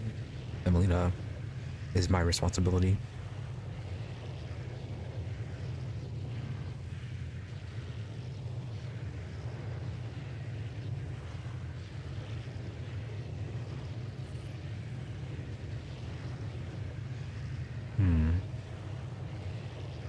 I guess we'll... Yeah, I won't risk taking them on board the ship, but...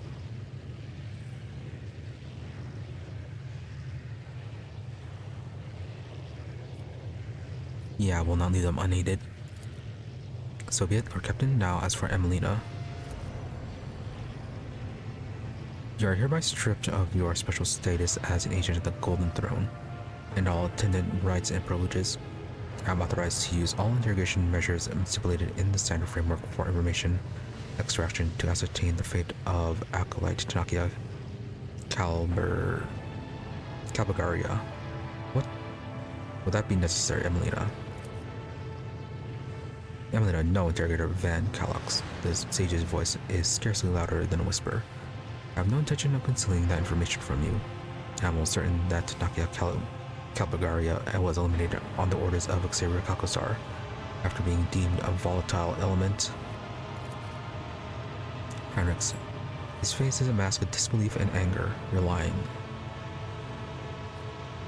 I have a rather unpleasant suspicion that the witnesses to this conversation are also at risk of being eliminated at a later date. No, listen in silence. Emelina, I saw one of Calcazar's documents when I went to receive my new orders. Only a fleeting glimpse, but with my memory, like a picture recorder, it wasn't long enough for its contents to be imprinted on my mind. I do not know the details, but the document itself was an interrogation transcript, the final annotation indicating the removal of the person from the retinue. And we both know how someone leaves the Lord Inquisitor's retinue, Interrogator Van Calox. Heinrix, Tanaka is the Lord Inquisitor's top espionage specialist. Wherever Xavier chose to refrain from making a public show of strength, Cabalgaria was invaluable. Why would he do this? Well, he is working with the Drukhari. Maybe he gave her over to them. Emelina looks up at Heinrix, her eyes full of despair.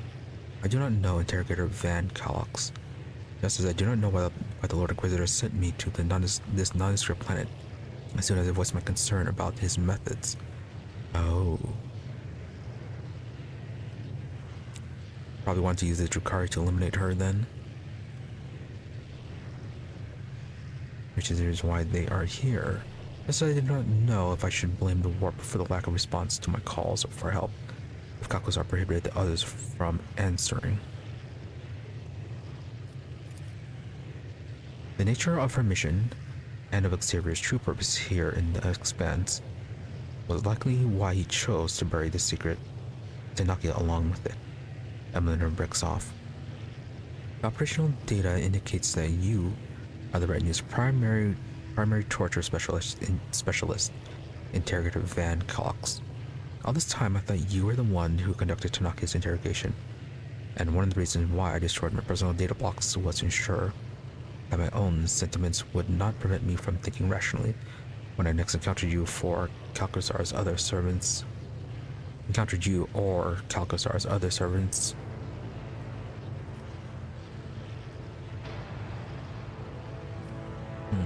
Heinrix? He says nothing for several seconds, staring into space. At last, he begins to speak. Emelina Iona Lichtenhart. She sighs. I know Interrogator Van Calox. I know all the procedures used on compromised sages. Interrogation, unsealing of reminiscent blocks. But before we begin, she stands up, straightens her spine as much as she can, and looks into the interrogator's eyes with a weak smile. I thought Tanakia was your doing, but as your reaction has revealed the truth to me.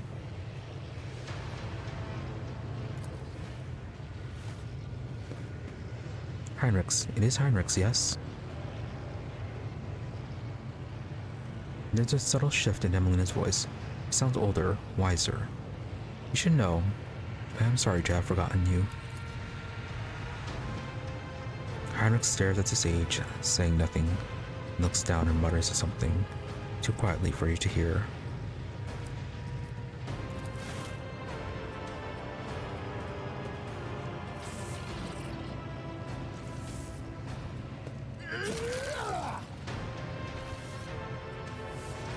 Heinrix turns to you. Thank you for your assistance in solving my problem, Rogue Trader. But why a waste of resource? No less than any heretic deserves. You're a pack of souls unhinged animals, you and all your Inquisition cronies. Now, if you haven't had your fill of violence and death, we are leaving. So is our harsh.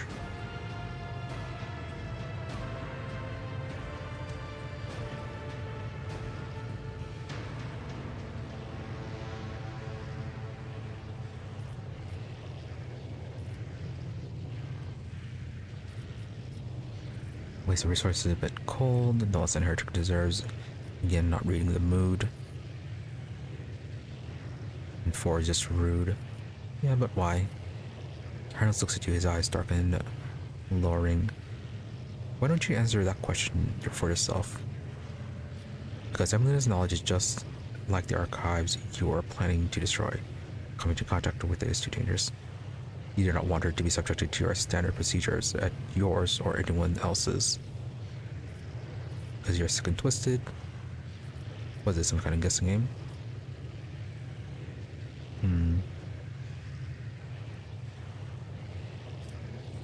Considering, yeah, we made him more merciful. Maybe this was his way of showing mercy. You really think my actions are driven by such sentiment? Heinrix studies you intently. His face is difficult to read. One of his eyes spasms briefly just before he turns away.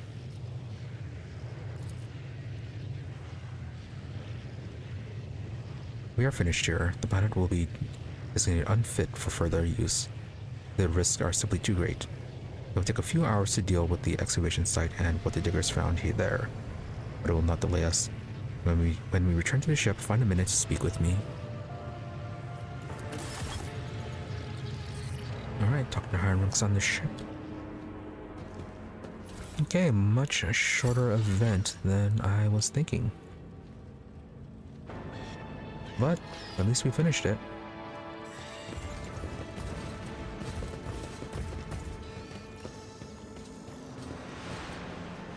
And alas, we are not here to save you.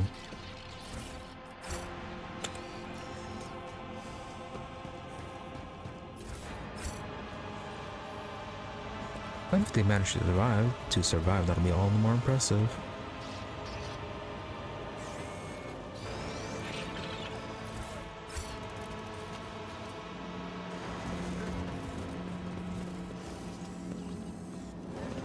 And so we leave.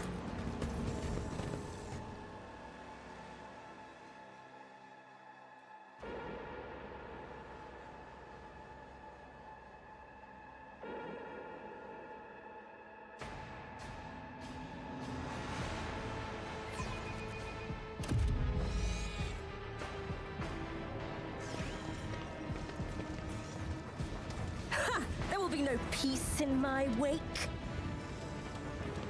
Now, where's our ship? And I'm really surprised they did not destroy it.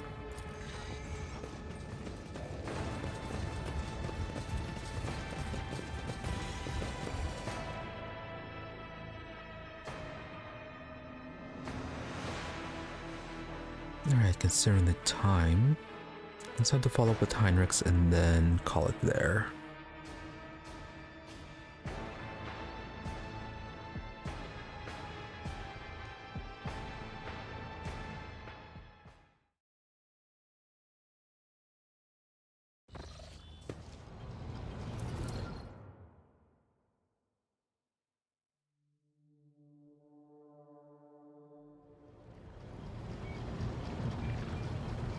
Lord Captain, I thank you for your assistance with my mission. Thanks to rogue trader von Valancius, the Inquisition has stopped the enemies of humanity, even those hiding in its own ranks on this occasion. I will no longer be making any claim on your time or resources.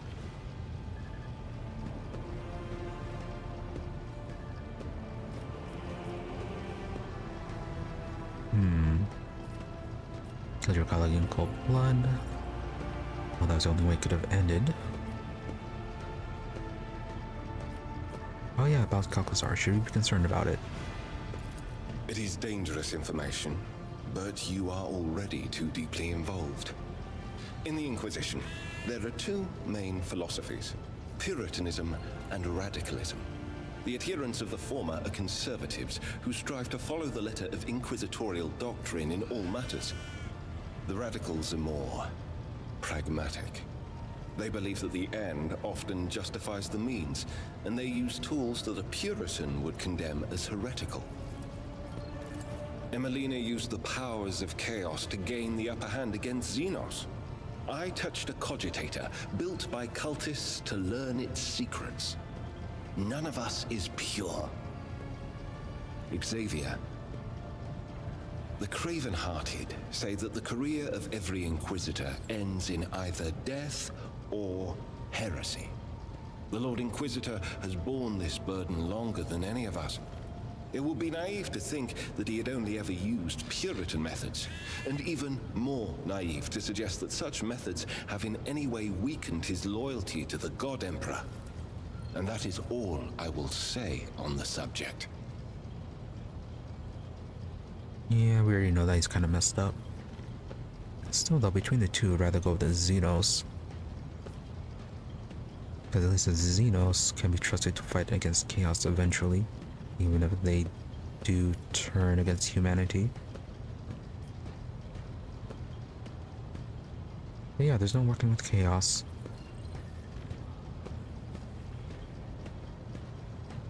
Nobody wants to be a mutant or mutated in all sorts of horrible ways.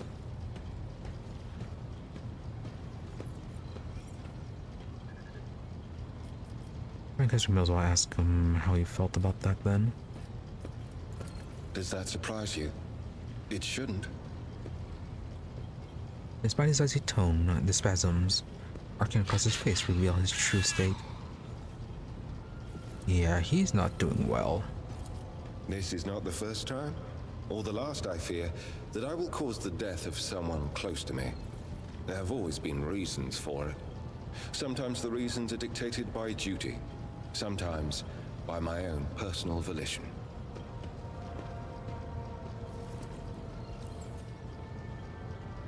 Yep, he is definitely not going to have a good end. Alright, so with this done, I wonder how our confrontation with Calcazar will go now.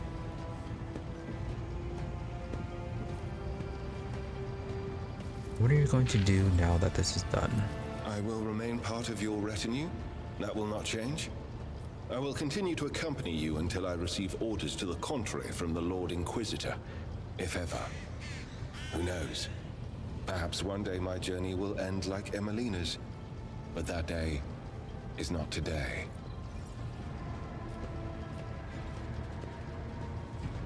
And that sounds like the end of his little deal. Yes, back to the generic questions.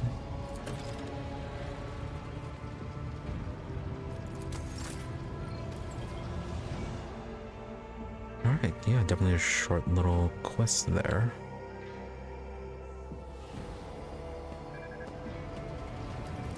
But anyways, as I was saying, let's go ahead and call it there.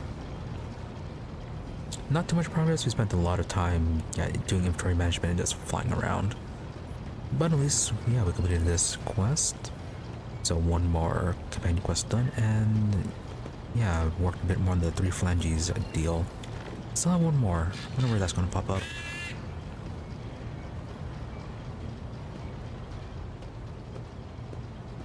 Let's see, we're continuing on next week on Sunday, which I think we pretty much have everything done, so it's off to, yeah, Footfall Station to deal with Shai's quest and then meet up with the Lord Inquisitor finally. So yeah, that's for Sunday. As for tomorrow, we'll be back to a Biotic Factor, where I think we might just do a bit more inventory management with that one as well. We have a lot of stuff we haven't built, and so I need to see if that will open up any new construction projects. But yeah, depending on how that goes, shouldn't be too long, but we might run out of resources during that, so we'll probably have to do some resource farming for that. But if we do get done quickly, we can get back to the exploration of the hydro plant. And then Friday we'll be back to Hollow Knight Silksong, where we're going to be exploring the Citadel now that we opened up a few locations on that one after beating the twin boss.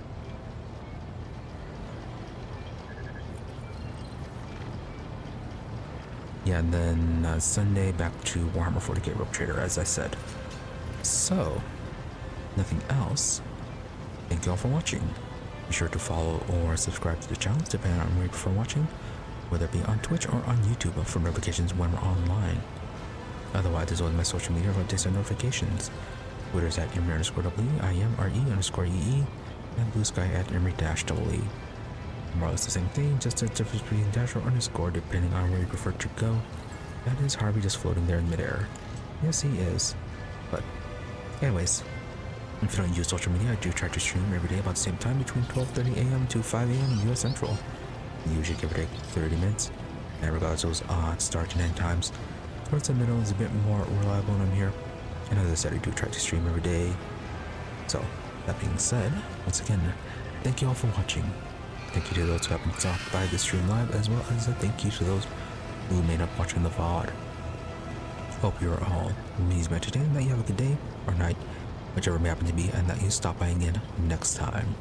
With that, thank you and goodbye.